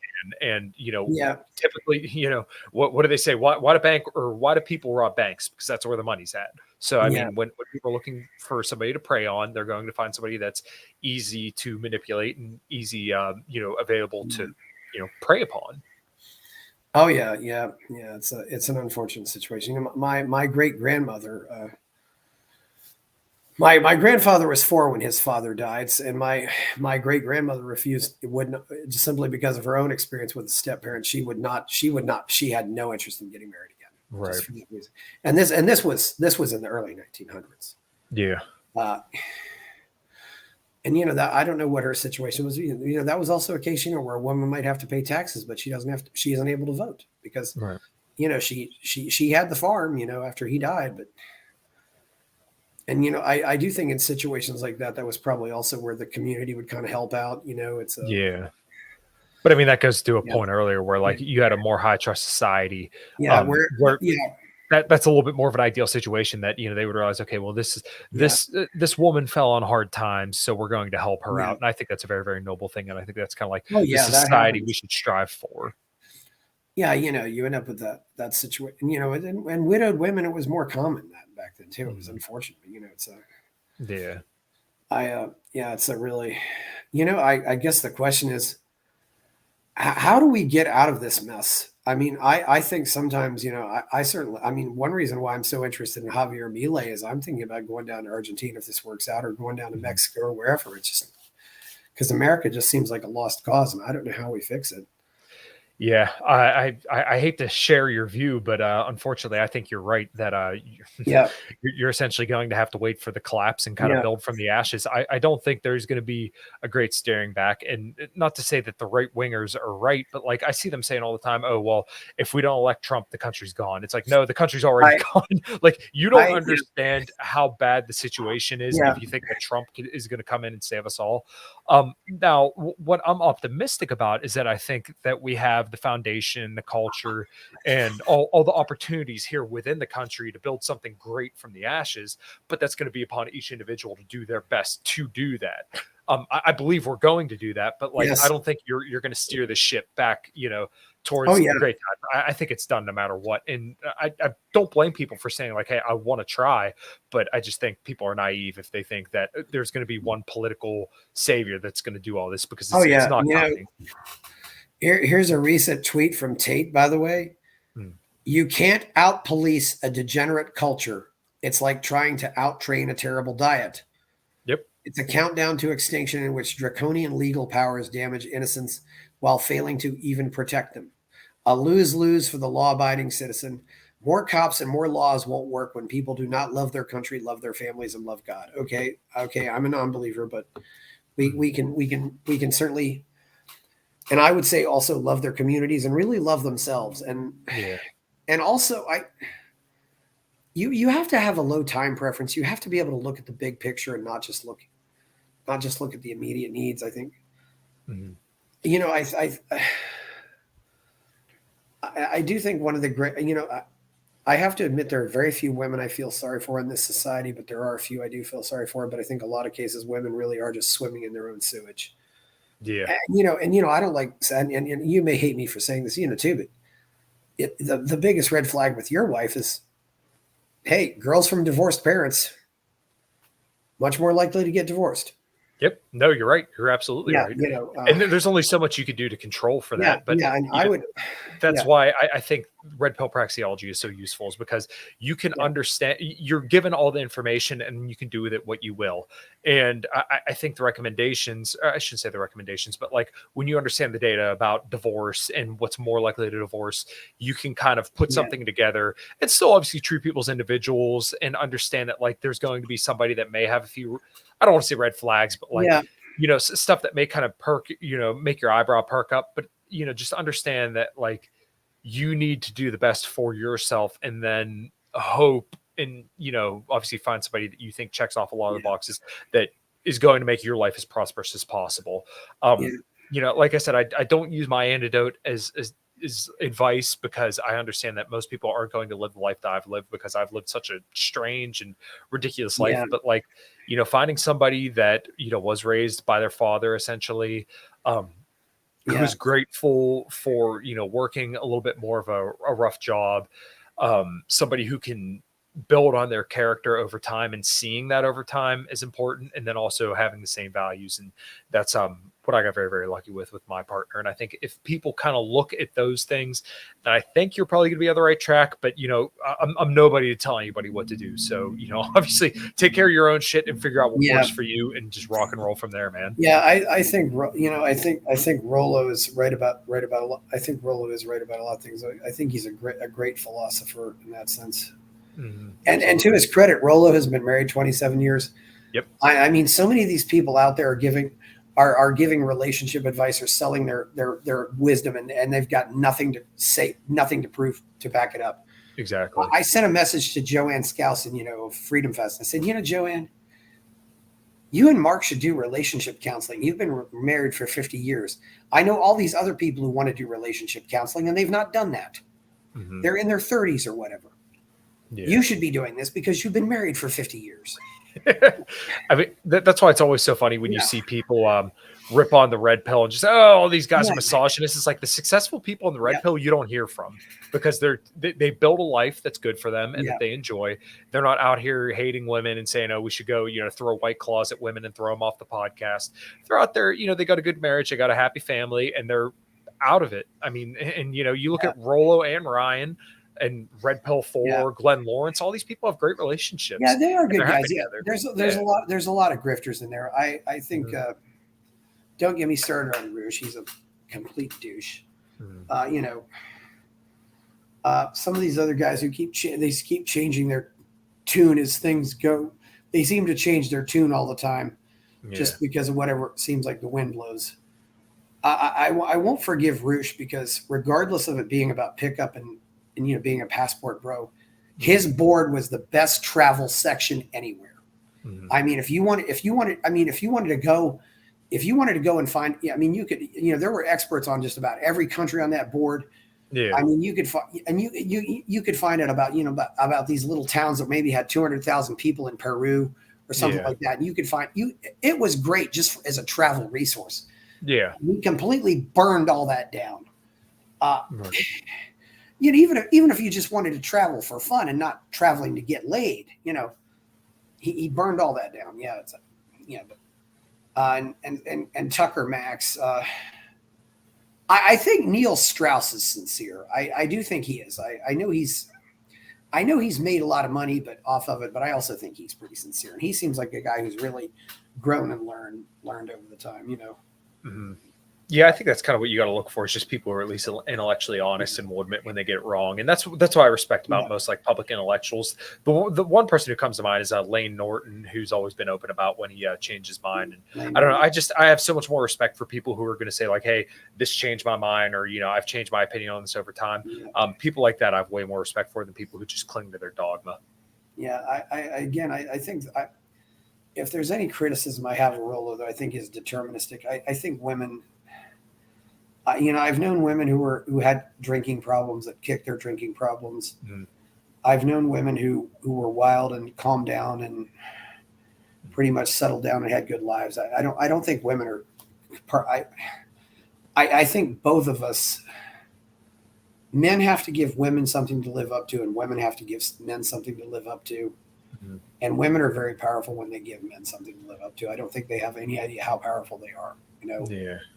And it really is, and in the end, if you've ever been to a strip club, one thing I realized is it's not the stripper who's the best looking. It's not the stripper who's got the best body. It's the stripper who's having fun that makes the most money. Mm-hmm. Yeah. I mean, I've been to a strip club once, but yeah, I mean, I think people have a knack for passion, and they want to see somebody be passionate about something. Yeah, she just has to act like she's having, and maybe it is just an act, but it's just like she has to go and act like she's having fun. Yeah, to bring it back to like music though, the people who are complaining about like lip syncing and backing tracks, the crowd doesn't care about that. They're all going to remember the time that they had, and they're going to remember the performance, and then when they walk out of there, they're not worried about that they had a good time. Now, me as somebody that's like a musician, I'm going to notice that, but like still, if the show was good, then the show was good. That's really what people care about. Did they have a good time, and was it memorable? Yeah, if they had a good time, that was, the guy who was the guitarist for the Smiths went to see Van Halen once, and he didn't expect to enjoy Van Halen at all because different style of music. Yeah. But then he just noticed that Eddie Van Halen was always smiling, and then he realized it's a different music. But he said, "There's a guy who loves the guitar as much as I do," and then he came to appreciate Eddie Van Halen. But getting back to the whole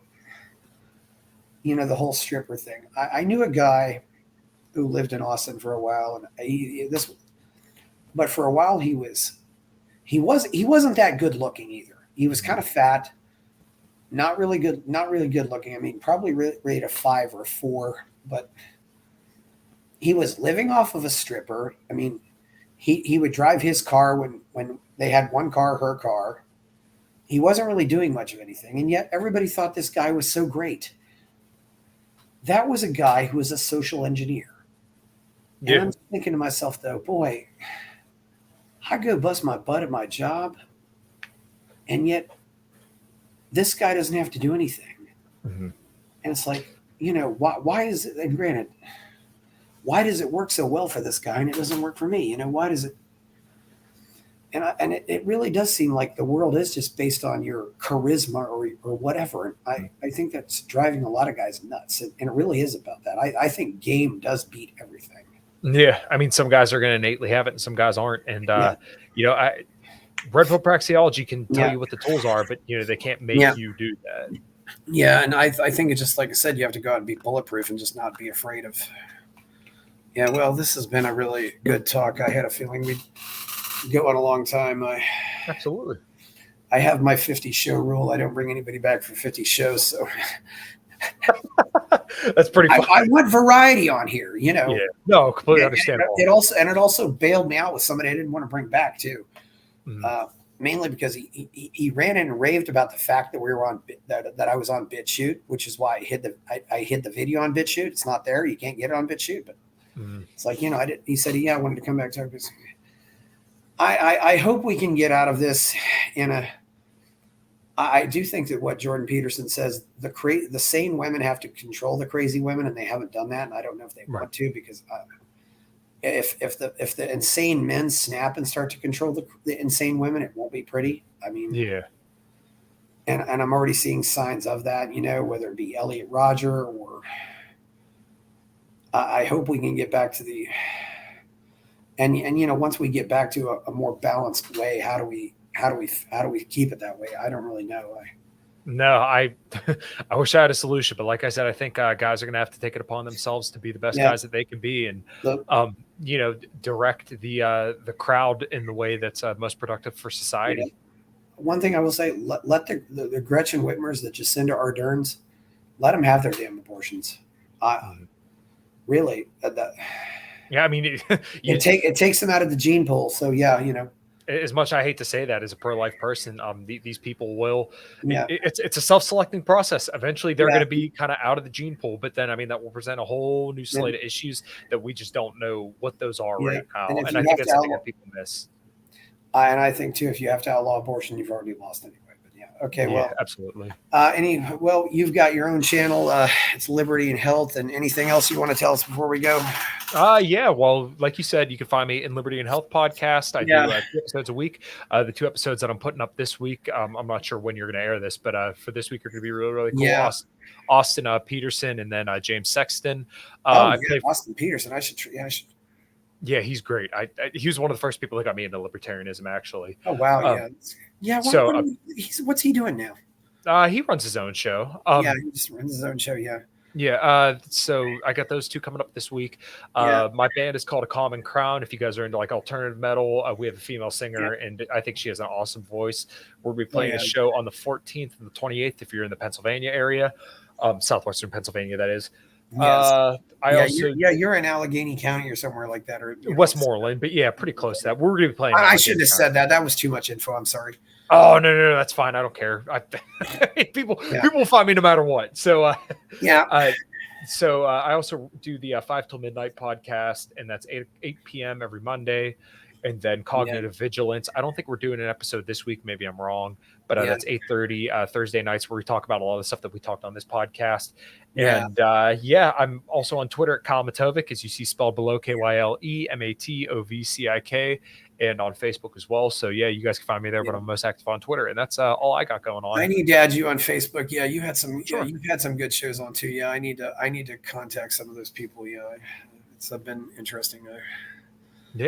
This broke my streak. I'd done 3 shows talking about how we never talked about Milei. It's interesting. Milei sometimes calls his older sister the boss, and he's never married. I mean, what red pill implications do we have from that about Javier Milei? Not good ones. Well, the other thing too, though, was I know it sounds like they had a very bad home. He once left his home at 16 because he got into a fight with his dad. Mm-hmm. Guys who stand up to their dads, you've generally found a guy with pretty good, pretty strong guys. You have to be a tough guy to do that. That's the hardest thing in the world to do. He also, being a soccer player and also being an occasional rock band, I think that gives him some cred, which has kind of made him the cool candidate. Yeah. In spite of the fact that he's also an Austrian economist. And we love our Austrian economists. They're great. They do great work, but most of them are they're just very boring human beings. And they're not going to be able to run for office or inspire anybody to vote for them. It's just unfortunately, they're good guys. I mean, we love them, but in most cases, they also use a lot of big words. But but hopefully Milei will get. And I'll probably do my next show to analyzing Milei's second debate, and it'll be a lot of fun. Thank you. Please like and subscribe. This has been our only 3-hour forum, but. Yes, this was important and it was worth discussing. And please like and subscribe to the channel. Check out my Substack and go buy my novel, Escape from the Village. I'm Chris Baker, and we're out.